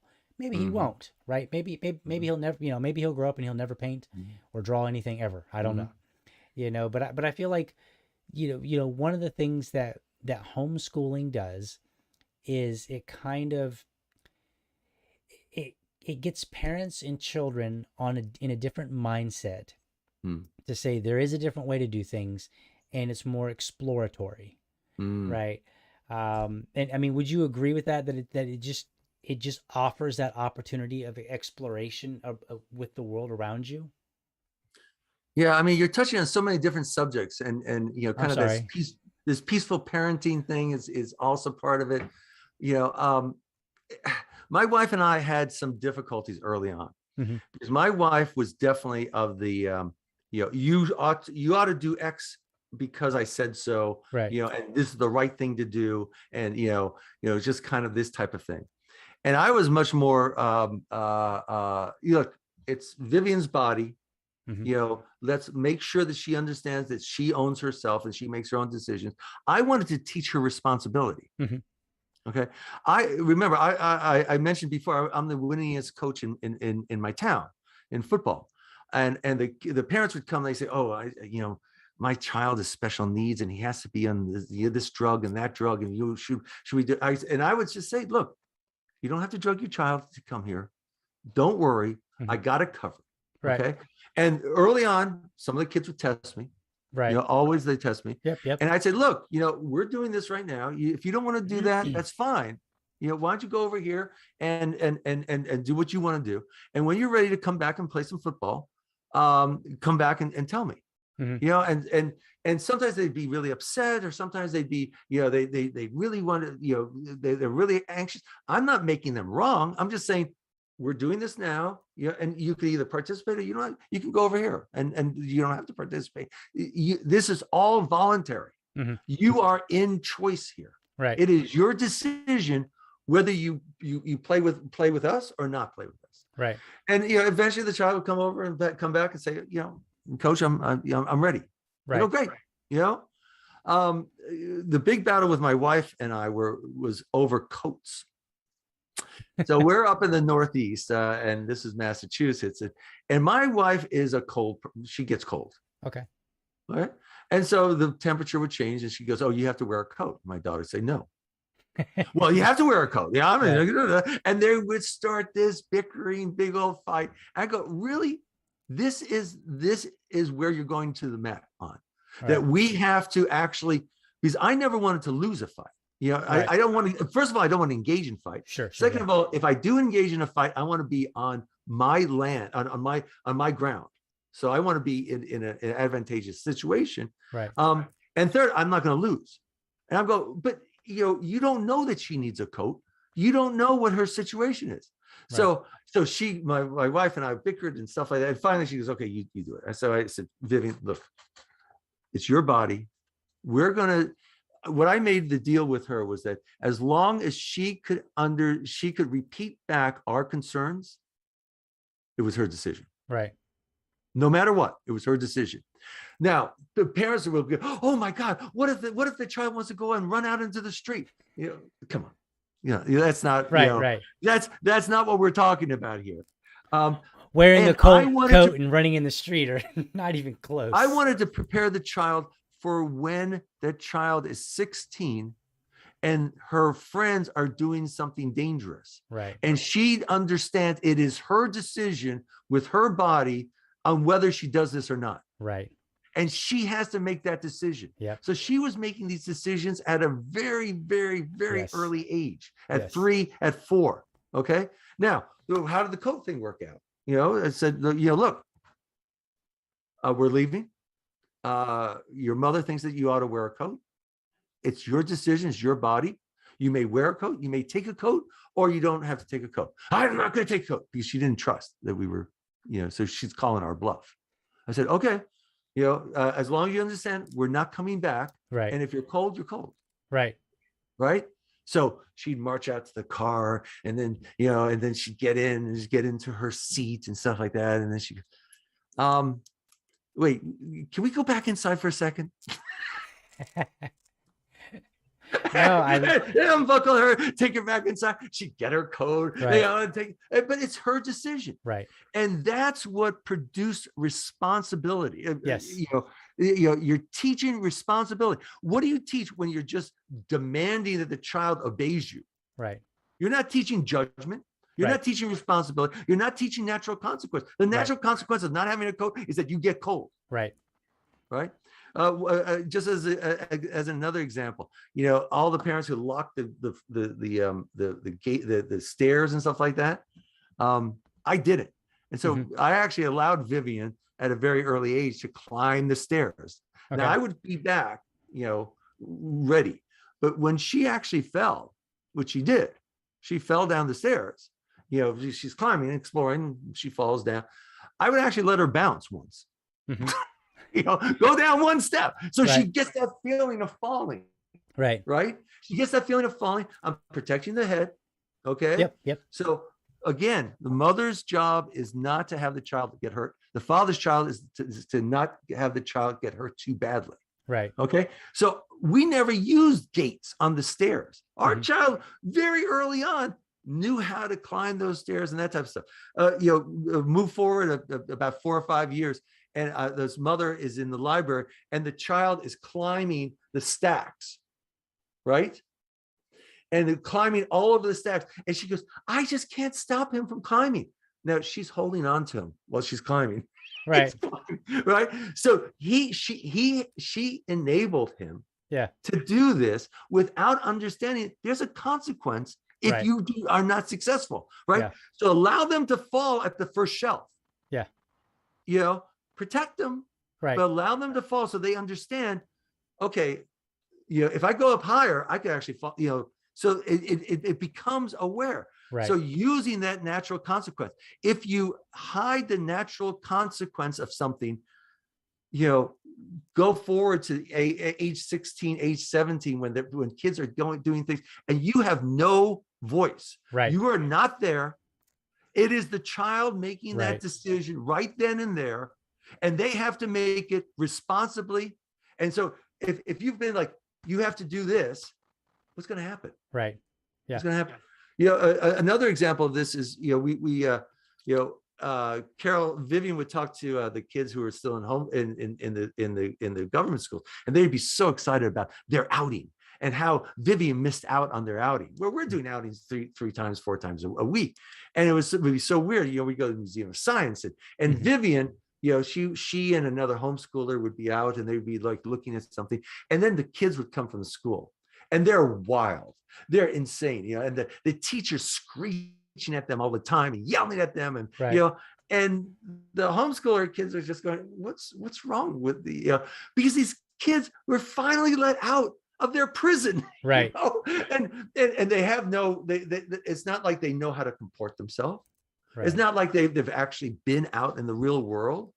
And so they're going crazy, and the teacher's exhausted and just so frustrated and angry, right. And the kids are like being yelled at, and whereas Vivian and the homeschooler, they're actually going back with the docent to pet the animals that are in the back and stuff, and they're asking questions. They're really interested. Right. For them, this is a new stuff. Yeah, they're used to adults. They're used to these environments. They're used to that type of thing.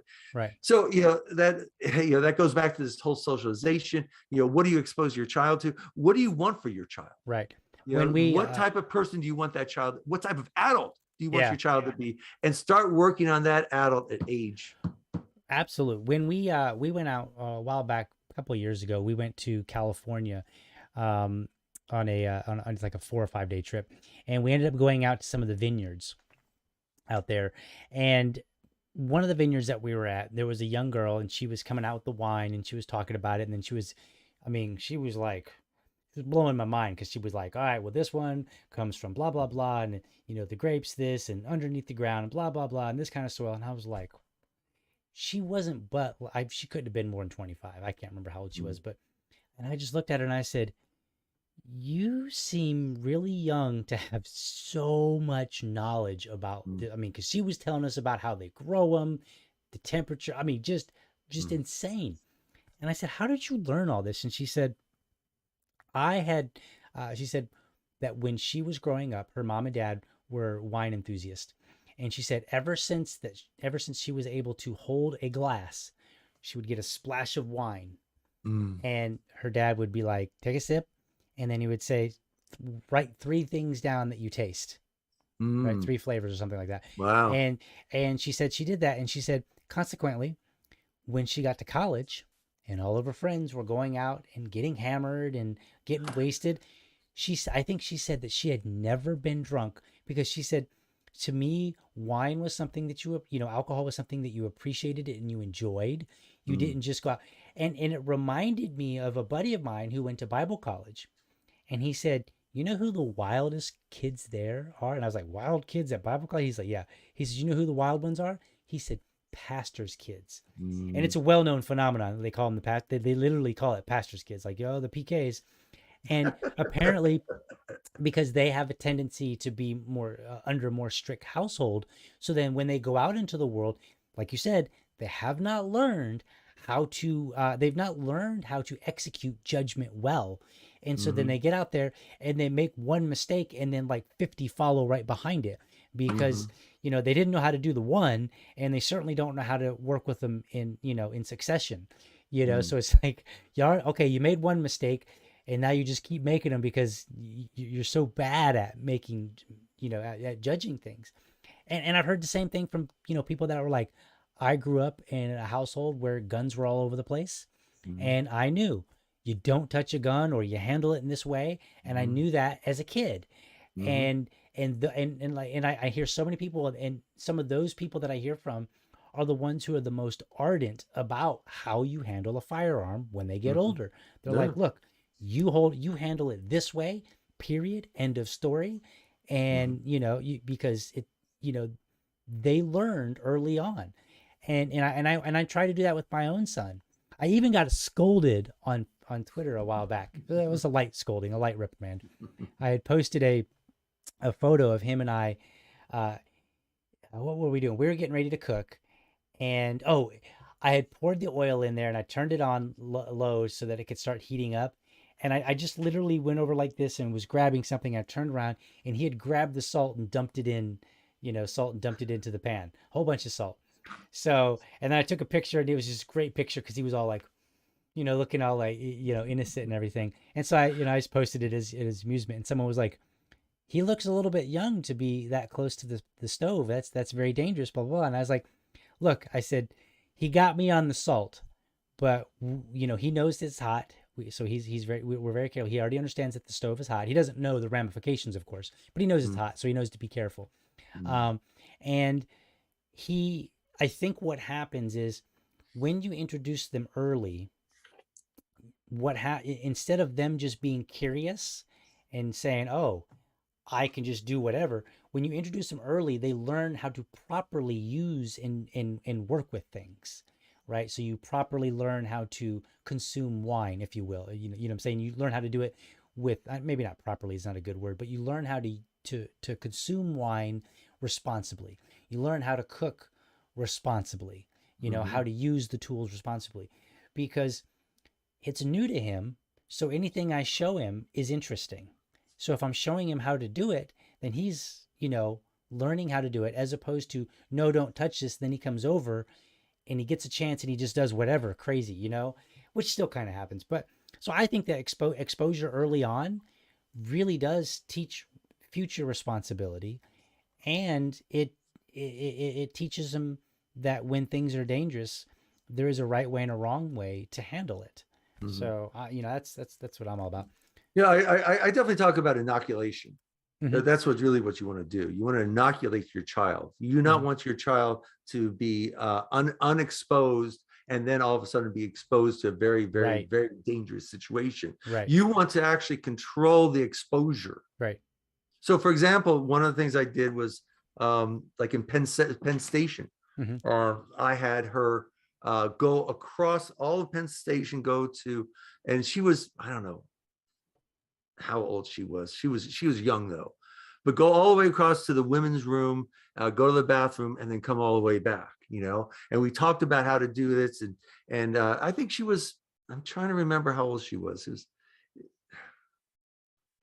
It was young. It Hmm. was young. But the idea was, how do I navigate with all these people passing by Hmm. and find my way through this to go to the bathroom, take care of myself, and then come all the way back, you know? And I did it in an environment that was very hectic, very chaotic. Now, we had done small pieces of this over and over and over again. And I'd actually had situations where, like in a mall, like a mall where there's lots of food courts. And Vivian goes, I need a napkin. I go, well, where are the napkins? And okay, are you going to go and find it? So she would get off and walk over to, across, and then come over. And I had mothers come to me and go, how dare you? I could have stolen that child. And just like just so hyperbolic, so upset, and just so fearful. And I'm going, no, I'm teaching this child that when she's 18, 17, and she's lost in some small town in France, she can navigate her way out of that. And I'm not there to save her. I'm teaching her that now in little steps. In the Penn Central thing, it was funny because she actually came back with a cop. And the guy was, well, she knew how to get back here, but the cop had no faith whatsoever. That's funny. And I was like, no, there's a training and that type of stuff. So I always talk about how, what you want to do is you want to figure out what are the steps, the stairs, extraordinarily dangerous to a little guy. Okay.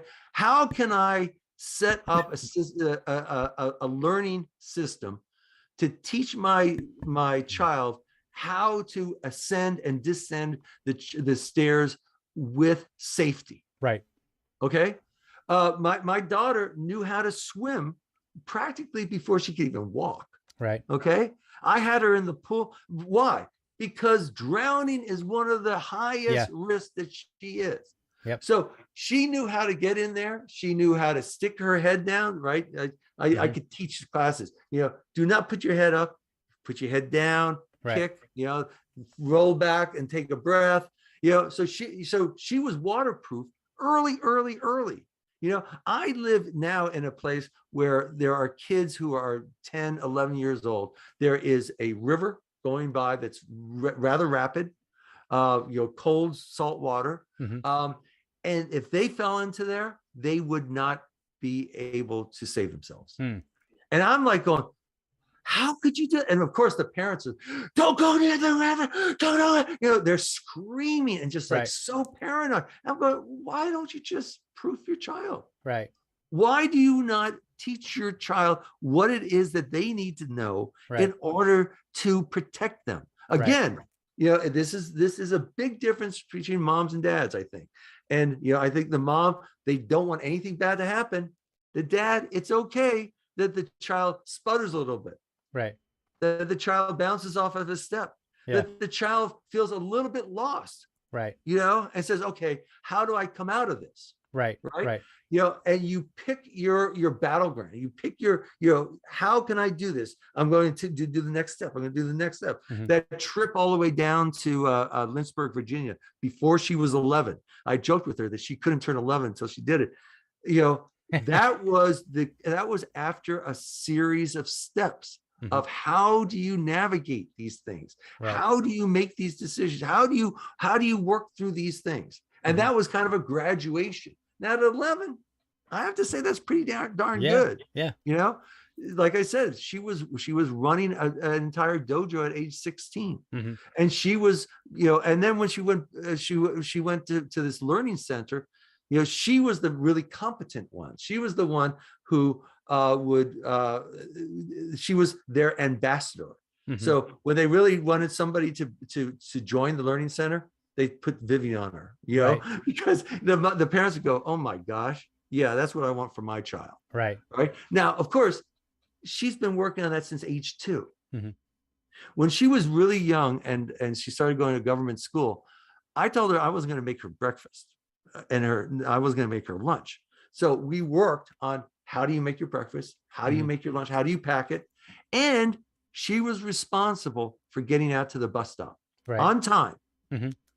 So by kindergarten, first grade, she was getting herself up in the morning, eating breakfast, making her meal for lunch, and going out to the bus stop. 2 times she missed. Right. One time in torrential rain, she Mhm. missed the bus. Right. We walked 2 miles in torrential rain to the school. The natural consequence Right. of missing the bus, okay, is making it is walking in the rain. Right. Now, she showed up, she was totally wet. We didn't have clothes. They gave her like some loaner clothes and stuff like that. She was mortified. Never missed the bus again. Right. Now, if you want an employee who will show up on time, Yep. you want my daughter. Yeah. Right? She understands the consequences of not showing up on time. Right. She is extraordinarily good at doing just the blocking and tackling of life. Right. And it gives her, so here's somebody who will be a model employee, will do great sales, show up on time, always be working, really excited and stuff like that. You give her a new task, she wants to explore and stuff like that. This is somebody who I don't have to ever worry about, Right, in terms of getting a job or working and, right. and that type of thing. Yeah. And somebody who, I think she actually has the skill to start her own stuff. She doubts it herself. Right. But I mean, no, she can. Right. No, I think I totally agree here. And it's funny that you were talking about the stairs, because so part of for me, part of it is I have no idea what I'm quote unquote supposed to do. So I'm just like, if he shows an interest in something, we're running with it. I don't really Yeah. care. Like Why I don't, not? and with few exceptions, I disregard safety. And what I mean by that is I don't say, oh no, that's too dangerous. Now there are a few things, again, like I mentioned earlier, he doesn't get to play with the table saw right now because he's 3. So I'm Right. like, all right, so that's off limits for now. But there are other tools that I let him play with that I feel like he can play with safely. Like he literally has his own drill, right? Like and on his bench there is a the outlet, and he can plug it in, and then I plug it into the wall, and then he can he can do his thing and stuff like that. But going back to the stairs, when he was crawling, he got to the stairs, and I was like, well, he's gonna have to learn sooner or later. So Right. I literally helped him and like moved his arms like he was a little puppet or something, like a little doll, and I would move his arms because he could barely crawl, right? So so he wasn't going to crawl up the stairs on his own. Like he hadn't quite worked that out yet. He was just barely making it across the floor. So I was like, all right, well, we're going to help you crawl up the stairs. And I'm like literally moving his legs like he's a little doll or something. And, and then we go up the stairs, and, for me, I just am like, I want him to learn everything that he shows a little interest in, because I don't want him to be afraid of the world. And I want him to know that nothing is really off limits. I mean, we could nitpick about whether or not that's technically true, but as a rule of thumb, nothing is off limits to him. Like he can do anything because he was exposed to it, and he knows that it's just a matter of what effort he's willing to put into it. So I think we're kind of, very much, in that same mindset. And I think a lot of it, I got it from my own mom, because I remember when I was growing up, she would make me do the dishes. She would make me do the laundry. She would make me clean the house. And I would say, Mom, how come I got to do this? And then she would say, well, I don't want you dependent on a woman. So her reasoning was maybe a little different, but but then my mom was, I like to call my mom Bob Vila of the house, because she was the one that did all the repairs in the house. And I mean, like all kind of stuff, right? Like, I'm not talking about like she, patched a tiny little hole in the wall. I'm like, she built walls, and she took down walls, and she, replaced sinks, and, did plumbing, and replaced toilets. And I mean, like a lot of home, a lot of stuff. And since she was doing it and I was there, I was doing it. So therefore I learned a lot about how to, how to fix a home. And so so I have this breadth of knowledge. I mean, it's a bit shallow because I didn't master necessarily a lot of these areas, but I think that shallow nature allowed me to say, you know what, I have a little bit of knowledge in that area, or a little bit of experience. And if I'm interested in it, then guess what? I'm going to go for it, because I've already got I got a taste for it anyway. So I kind of know I'm not in complete ignorance of it. Right. And so I feel like that's this big value in treating your children this way, is that they grow up confident, and they aren't limited in the world. They're just like, you know what, I want to do this. And I love that you're talking about like personal responsibility and stuff like that, because my attitude is like, look, make a decision and learn to live with it. And when I mean by learn to live with it, like learn to live with the consequences. So if you don't like the consequences, then you have to figure out what you're going to do about it. If the consequences are the way that you wanted, then hey, great, it worked out for you. But never be afraid to make a decision. And I experienced that in the workforce. Like I would be in the work. I remember I was at a job, and I got an opportunity to move up to a really cool position. And I was going to be traveling around with the company, and I was going to go to different warehouses. And it was basically like an industrial engineering job. So my job was process management. And I remember I was talking to my boss, and he said, I told him straight up, I don't even know why I told him, but I just told him, I said, if you leave me in a position to make a decision, I'm going to make it. And he said, that's fine. As long as you own it and stand by it, don't try to, pass the buck or anything. And I said, absolutely.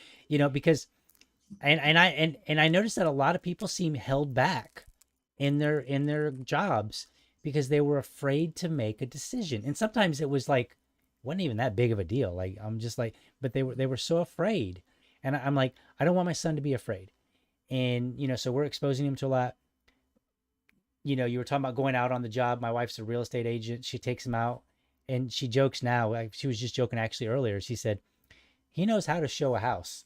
Now, I don't know if he he's 3. So I think she means for a 3-year-old, he knows how to show a house. Right. So he'll go out with mommy and while she's out showing a house or looking at a house. And that's just the world that we live in, is just exposing him. We even have some friends that are in real estate. Their children, when they do their homework so that they can learn finances, they have to create an invoice and bill their parents. So they don't get an allowance. They submit invoices for the chores they do, and then the parents give them money based on the work they do. So it's kind of like this almost like employer-employee relationship. So, I think there's so much that can be done, and you don't have to be super duper smart to really do all this stuff. So, yeah, just in terms of the smart, the government argues that government schooling, that their control is to, in large part, if you read the literature, it's always talking about the black-white gap in test scores. Right. That's what they're really concerned about, trying to diminish, to decrease. Now, I think that there's a lot of other goals that they could be working on, but that's the one that, if you read the literature, that's the one that just keeps coming up and up and up and up and up. The black-white gap. Well, you know where there isn't a black-white gap? I'm not sure where you're going, but I'll probably go have that moment like, oh yeah, homeschooling. Oh yeah. That makes sense. So homeschoolers, doesn't matter in your race. It's what, 87% versus 83% or something like that. It's not that gigantic difference, with 50% being the average government school, right? So it's I think that there's something to be said for telling parents they are in charge. I started an organization and ran it called Parents Decide. Our motto was, our money, our child, our decision. Right. And I actually ran a convention where we had, government schools, charter schools, public school, private schools, Catholic schools, parochial schools, alternative schools, homeschooling, and all these different alternatives. And had talks and different, and parents came in, and the idea was basically, look, you have this child, and you don't know what fits this child best. Right. Your local government school may be the right choice, and I do think it may be a good choice for maybe 1 in 5, right? Maybe 1 in 5, but another 1 in 5, you're going to break that child in that school. I think if they want to, and the rest of them, they're not going to be, they could be doing a lot better. Right. They could be doing a lot better. I feel like the focus when you say something like, hey, they're really focused on this gap between black and white students. I think that I think focusing on the gap itself is the problem and makes it worse, right? Because you're not really focusing on the student and saying, Right. all right, you student, whether you're black or white or whatever, what do we need to do with you to get you learning and reading, writing, doing math? What do we need to get you to do? Do you love cooking? Well, guess what? We're going to learn some numbers when we measure stuff out, Right. right? Right. Right. Right. Right. Oh, you love doing wood shop, or you like doing woodworking and stuff like that. Well, guess what? There's a tape measure and there's all kind of math involved. So now there's plenty of, fractional math. There's plenty of stuff. So I feel like this idea of school right now is like the only way you can learn math is in a class from a textbook. And I'm like, there's a value there somewhere, right? Like it's not totally bad, but I think this idea that it's the only one is because we're focusing on this arbitrary difference rather than the actual person that we want to educate, this child. Focus on, and that's what I think homeschooling does, right? Because if you're homeschooling, you're focusing on your kid, and you're like, you're somebody like my mom who says, man, my son is having trouble reading. What shall I ever do? I guess I'll go read some articles and some books and stuff. And hey, it turns out a sheet of paper, an orange clear sheet of whatever, will help him read. Hey, because that's what happens when you focus on one kid. Yeah. Well, who's going to be more motivated for your brother? Is it going to be your mom, or is it going to be some bureaucrat? Right. And, right. Some bureaucrat who gets paid regardless. Yeah. Right. Who has, you have no choice of except to go to her. Right. There's no competition really. Mm-hmm. And it's just so obvious. The way that we were raised from way back is the kids would be with the parents, and what they were learning is, how do I become an adult? Oh my goodness, this is how I sharpen a spear. This is how I track. Right. This is how I cook.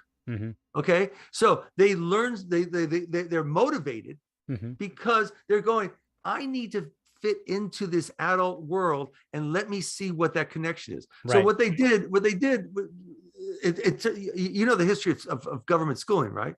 I know there's a link to like the Prussia model or something like that. Right. Yeah, I don't know the full details.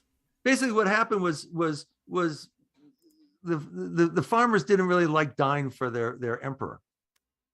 Big problem for the emperor, not so much for the farmers. Right. So the big battle would come and they just like to leave and go back home. So they said, okay, look, we have to actually separate the child from the parent. So they picked up the Spartan model. If you remember in Sparta, they would take the child at age 5, and now the state took the child. So that's what kindergarten was. Right. Kindergarten was the Germany taking the child in order to break the tie with the parent and tie that child to the state, so that the child would be willing to die for the emperor.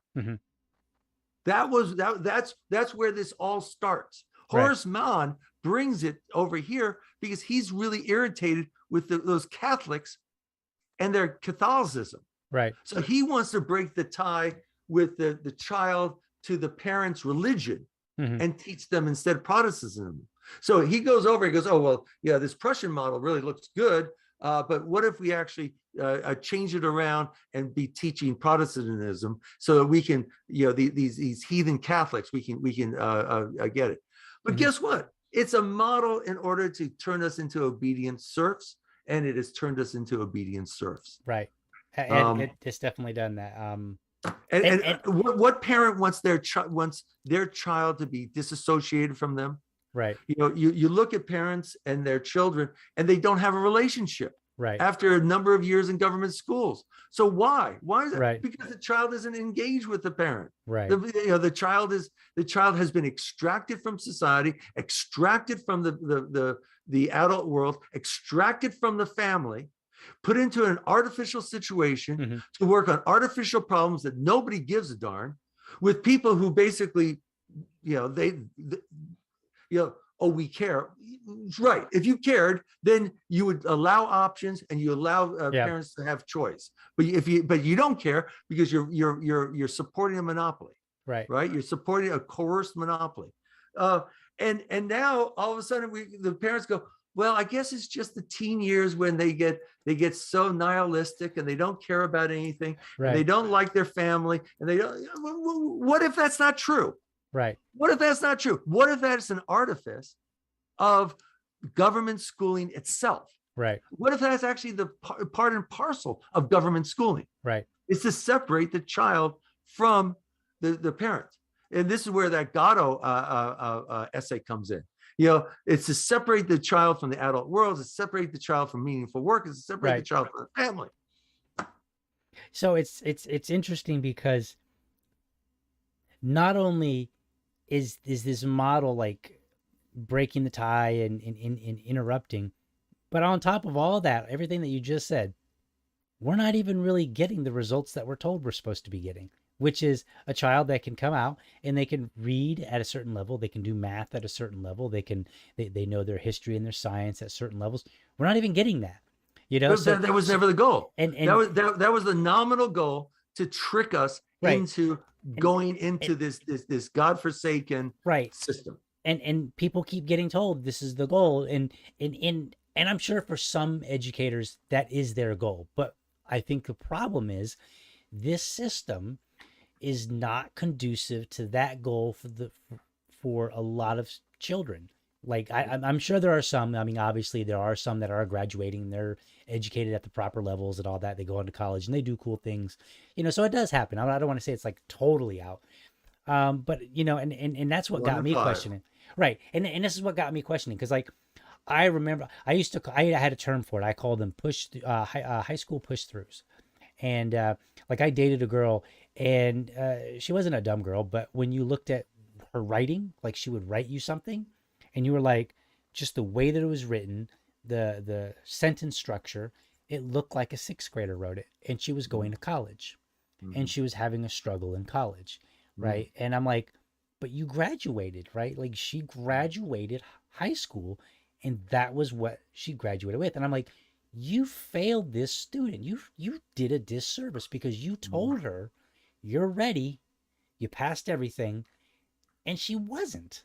And rather than resolving it or whatever you need to do, and so my anti-education, my anti-public education doesn't really come from a libertarian perspective per se.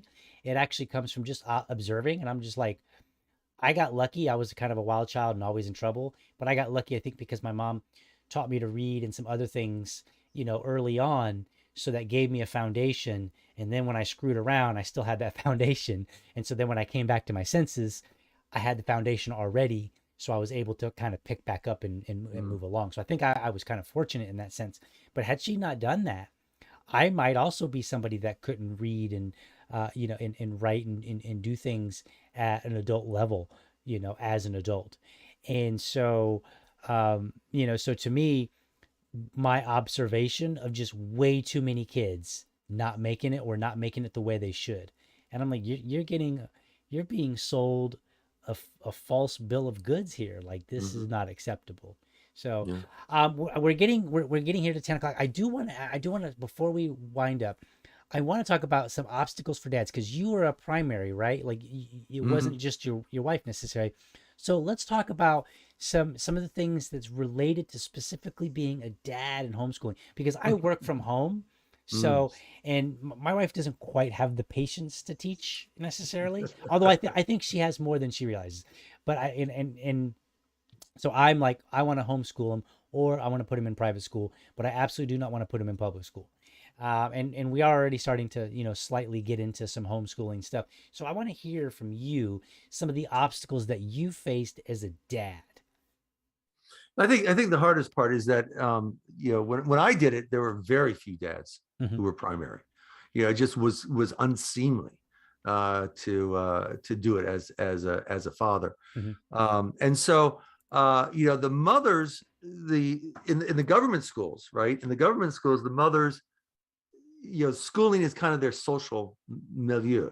It's actually one of the things that keeps parents in government schools, even when their child is suffering. We actually would go to these homeschooling conventions, and parents would get up and they'd be crying about how they don't want to leave the government school, even though it is destroying their child. They see that it's destroying their child, and they know that, that something has to be done, but they don't want to give up that dream. Right. Well, a lot of times it's a social life for the parents. I saw this with the sports, and I saw this also with the moms. They would have their play dates, and the moms would all get together and drink the wine around noon, and they'd be out, and the kids would be playing and stuff like. Well, guess who wasn't invited? It would not be I. Right.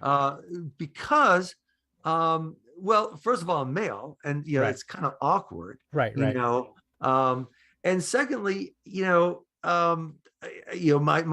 higher education probably came in, and I was kind of a real force for education, and they're like, yeah, education not so much, So they were fine with letting the school do their thing.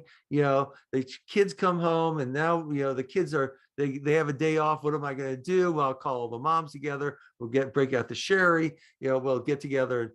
So it was actually a little bit tough for Vivian in the school, because I was the primary in the schools. When we started homeschooling, though, a lot of the parents were much more. We actually, because our town was not homeschooling, we would interact with a lot of other towns, and there were the granola homeschoolers, and there were the unschoolers, and there were the fundamentalist religious schoolers, and there were the very strict academic schoolers, and we actually interacted with all of these different groups, and so we were mixing and matching. And there, the moms were a lot more welcoming to the fathers, especially the ones where the parents would actually take turns teaching classes and stuff, because I had skills that that a lot of them didn't have, so they were very excited to have me. And I think also we shared a real interest in education, where we were really we were problem solving for our kids, and so I'm not really going to be talking about a lot of the things that moms in government schools are talking about, because they're not talking about education. They're certainly not talking about liberty and other things like that. Right. They may be talking about cooking, and I'm not a cook, or something like that. They're talking about, things that I just don't give a darn about. So I don't fit in there, but with the homeschoolers, I actually fit in more. Vivian's social life actually really improved a lot when we homeschooled, as being a dad, and he was taking a lot of classes and stuff like that. I think also just dads, and I'm going to generalize here, dads have a higher tolerance for risk. Yes. Just I don't know what it is, right? But I would bet money, big bucks, that if we were to test risk, dads are higher on risk taking. I agree. Yeah, and I think that shows up in teaching. Where moms are a little bit more tenuous, more careful, more oh my gosh, and dads are like, let's go for it, and we can fail. That's okay. Let's keep going.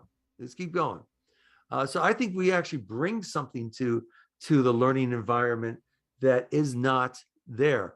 And I think with boys also, I think having a generally a female dominated setting, especially when the boys want to learn how to be a man. Yes. That is detrimental. That is detrimental. And you don't want girls to think, well, okay, I should only be around girls. There are two genders here, and let's work on having them both. So I like the homeschooling a lot more than I like the schooling. Even though I was, after the battles and after everything, they definitely honored me because I was helping so much and building so much of their infrastructure and their capabilities. It's just that they weren't they weren't doing their job. I remember that practical science class I told you about, right? So this is a time where the teachers refused to learn the class. And I was going, well, what's the matter with it? You just teach it, it's a third grade type thing. Just, right. What's the problem? But so anyway, I went ahead and taught that class. I had one assistant, a woman who was also a scientist. So right. both of us were scientists. And she, so, but I would do the organizing. The teachers all were like, okay, well, we'll give this teacher. We were supposed to be teaching the teachers how to teach this. They would drop off all 3 classes. So we would have 50 some kids in the cafeteria. Right. Okay. That 2 adults and 2 adults only were working with. And remember, the teachers are saying, oh, well, we can't have these large class sizes. We were working with over 50 kids, right. In this like chaotic, distributed system where there would be pulleys and levers and inclines and all this type of stuff. And they have to actually work through the maze. And so we had to come up with ways to make it really interesting. The teachers would go off and they wouldn't even pay attention. They were nominally there in order to learn how to teach this so that next time they could teach it. No interest. No interest. They were off talking, gabbing in the other room. It was basically their break thing. So, I think that the parents working with the child, it's such a godsend. I mean, I worked with some great parents, most of whom were female. I think there were, in those days, I probably worked with maybe 2 dads. Okay. Total, and the rest were all moms. But I think that there's something to be said when it's like, this is my job. I'm here to try to find the best for my kid, and here's a person who actually has a different perspective, and maybe they can share that with me. Maybe they can teach my child something that I can't. So they looked at me as a resource and as a benefit, whereas I was just kind of not part of the social moms milieu at the government school. Gotcha. So that was probably the biggest thing, was the acceptance in there.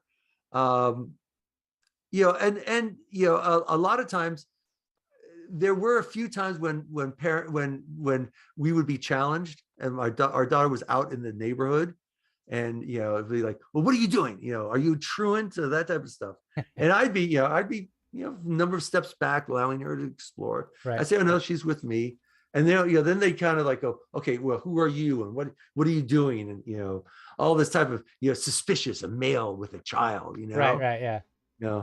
I remember when my daughter first went to kindergarten. I actually kind of came down to see what was going on when they were in the playground. And so I was actually lurking in the playground, and I had all these female teachers coming over. Who are you? Stranger danger. Oh my God, call the police, Right. I'm like going, no, I just want to see what's going on with my child. I want to see what you're doing to him. Right. That's funny. Goodness. So I think that there was that. A lot of times, I actually objected to being called Mr. Mom. The Keaton movie, which I actually love. I think it's a great little story and that type of stuff. But it's such a characterization. I consider myself Mr. Dad. Right. I was teaching my daughter really important life lessons that I hope that she takes and really enhances her life. I'm excited for her future. I'm excited to see where she goes.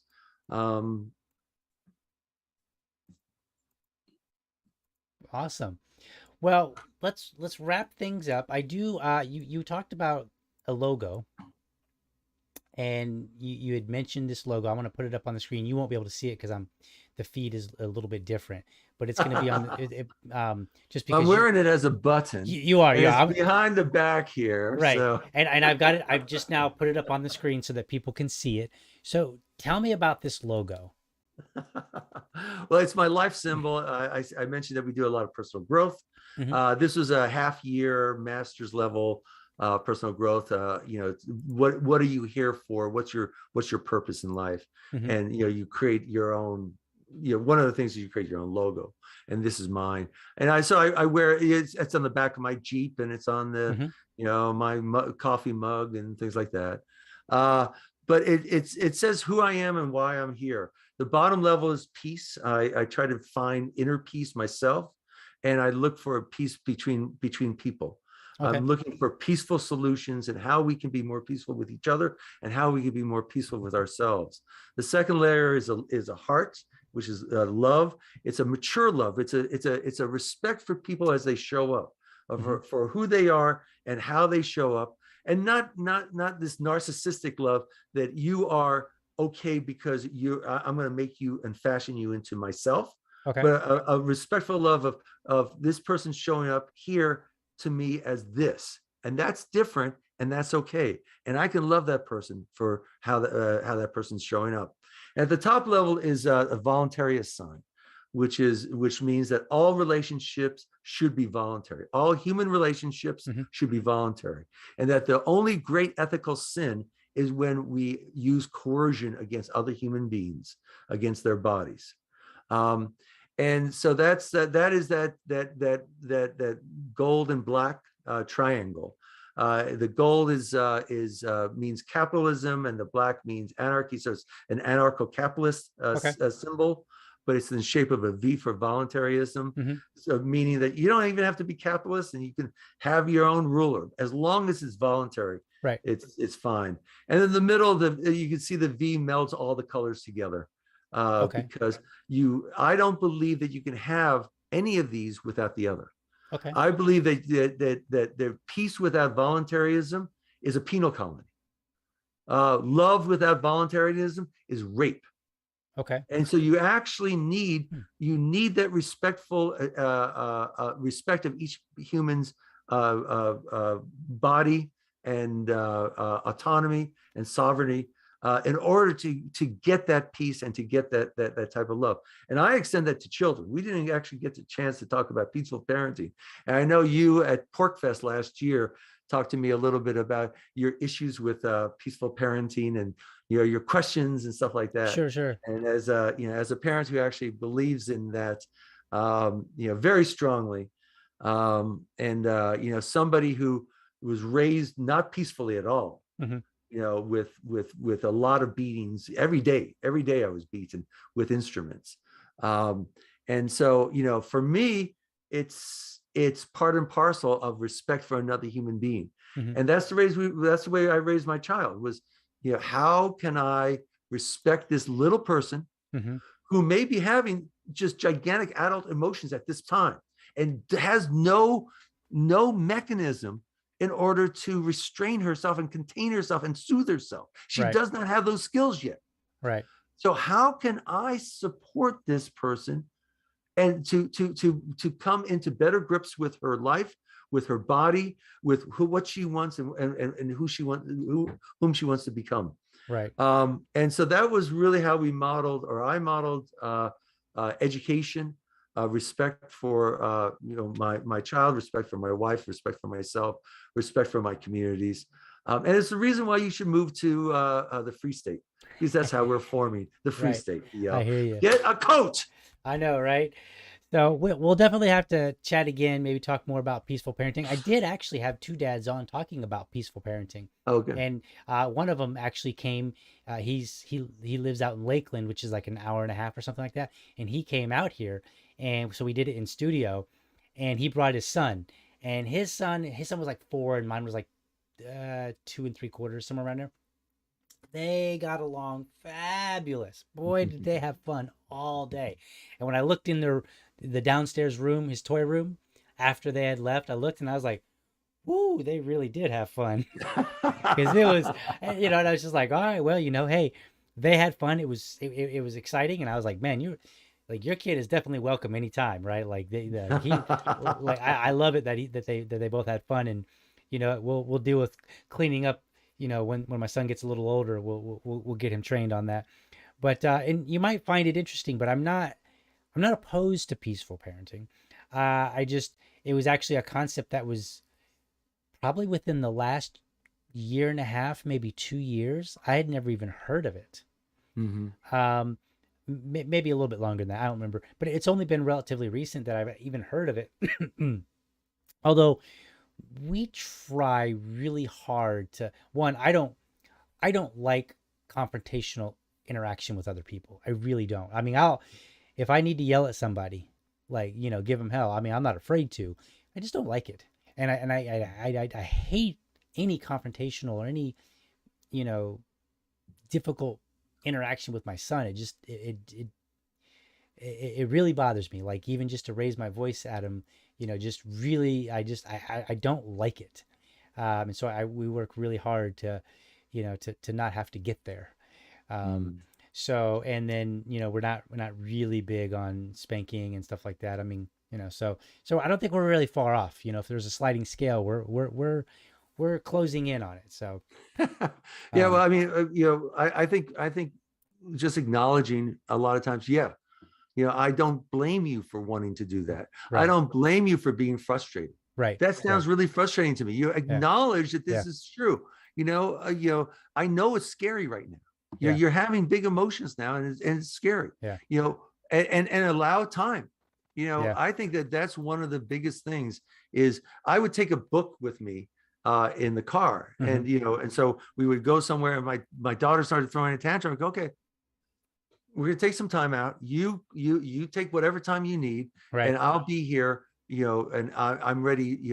Ready to work with you. right. So I would read the book, and she'd go, okay, I'm ready, Daddy, and we'd be okay. So I'm giving her tools to learn how to calm herself, and giving her time. I'm not making her wrong for having the emotions, because we have emotions, right? We all have emotions. Yeah, absolutely. I had emotions. One of my favorite things to do was, Daddy needs a timeout. Right. Yep. And I would just say, look, honey, it's not you. I'm having troubles right now with my emotions. I'm going to take a little bit of time for myself. Right.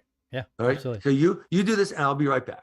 I'm not abandoning you, but I need to control my emotions because I'm having trouble. Yeah. And so model, that this is something big.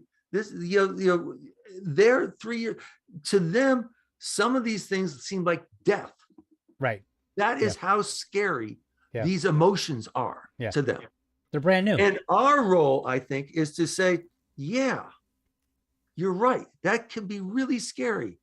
And you can work through this. I'm here. I'm your backstop.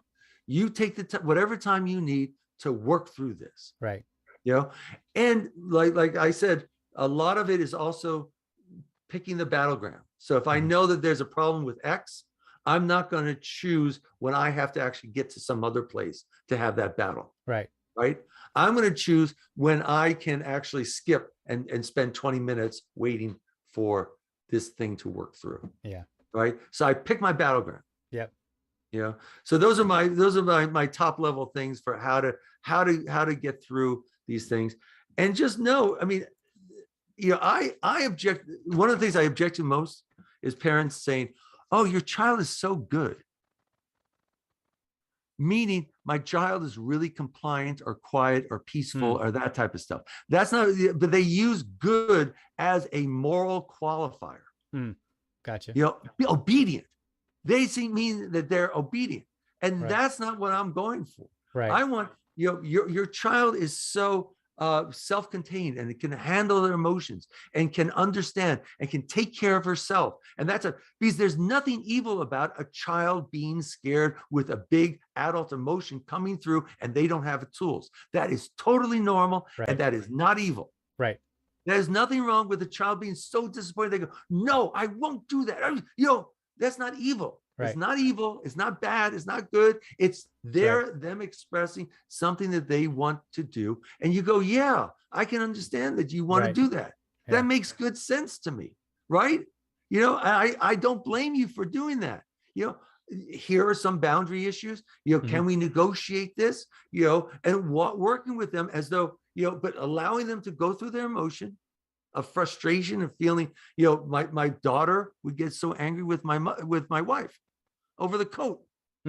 And they would get into these gigantic fights, and it would just be battle and battle, battle. I'm going, why are we fighting? Right. Right. My peace is my thing. We don't need to fight. Right. Tell her what your concerns are. Let her make the decisions. Let's go for a natural consequence. Right. Boom. It was done. You know, I didn't have to fight with her to getting up in the morning. How many parents listening to this fight with their children getting up in the morning? I didn't have to fight. It was a 2-mile walk. If it was raining, we're walking. Right. I'm okay with it. Yeah. If that's what we're doing, that's what we're doing. Right. Right. And so, and so it was just like, you know, would I rather, you know, the child has to think through, would I rather take care of myself, get up in time and make the bus, or, you know, walk 2 miles, show up late, miss out on this and miss out on that, you know, and she makes her decision. And she, like I said, two times she was late for the bus when she's getting herself up from kindergarten, first grade, and second grade. Right. Yep.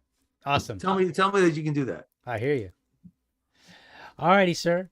Well, it's been a pleasure having you on, folks. I hope you enjoyed it. We actually went a little bit long, and by a little bit, I mean twice the time, and it was enjoyable the entire way through. It was a great conversation. I look forward to homeschooling my own son and, you know, seeing where he goes. And I look forward to seeing you again. I don't know that I'll make it out to Porkfest this year just because I've been doing a lot of traveling on behalf of Karen Ann Harlos to try to get her reelected to the LNC. I hope Karen and you come out, because this is probably my last year organizing it. And you saw what you don't know what it was like before. I really changed it around. I really totally redesigned it. So this is the last year. It's going to be a Dennis Pratt festival. Gotcha. Love for you to come out. And if you come out the year after, I'll have a lot more time to play with you. Absolutely. I hear it. So folks, hope you enjoyed it. Dennis Pratt and homeschooling, and then DL, and that's what we got. Thanks for being on.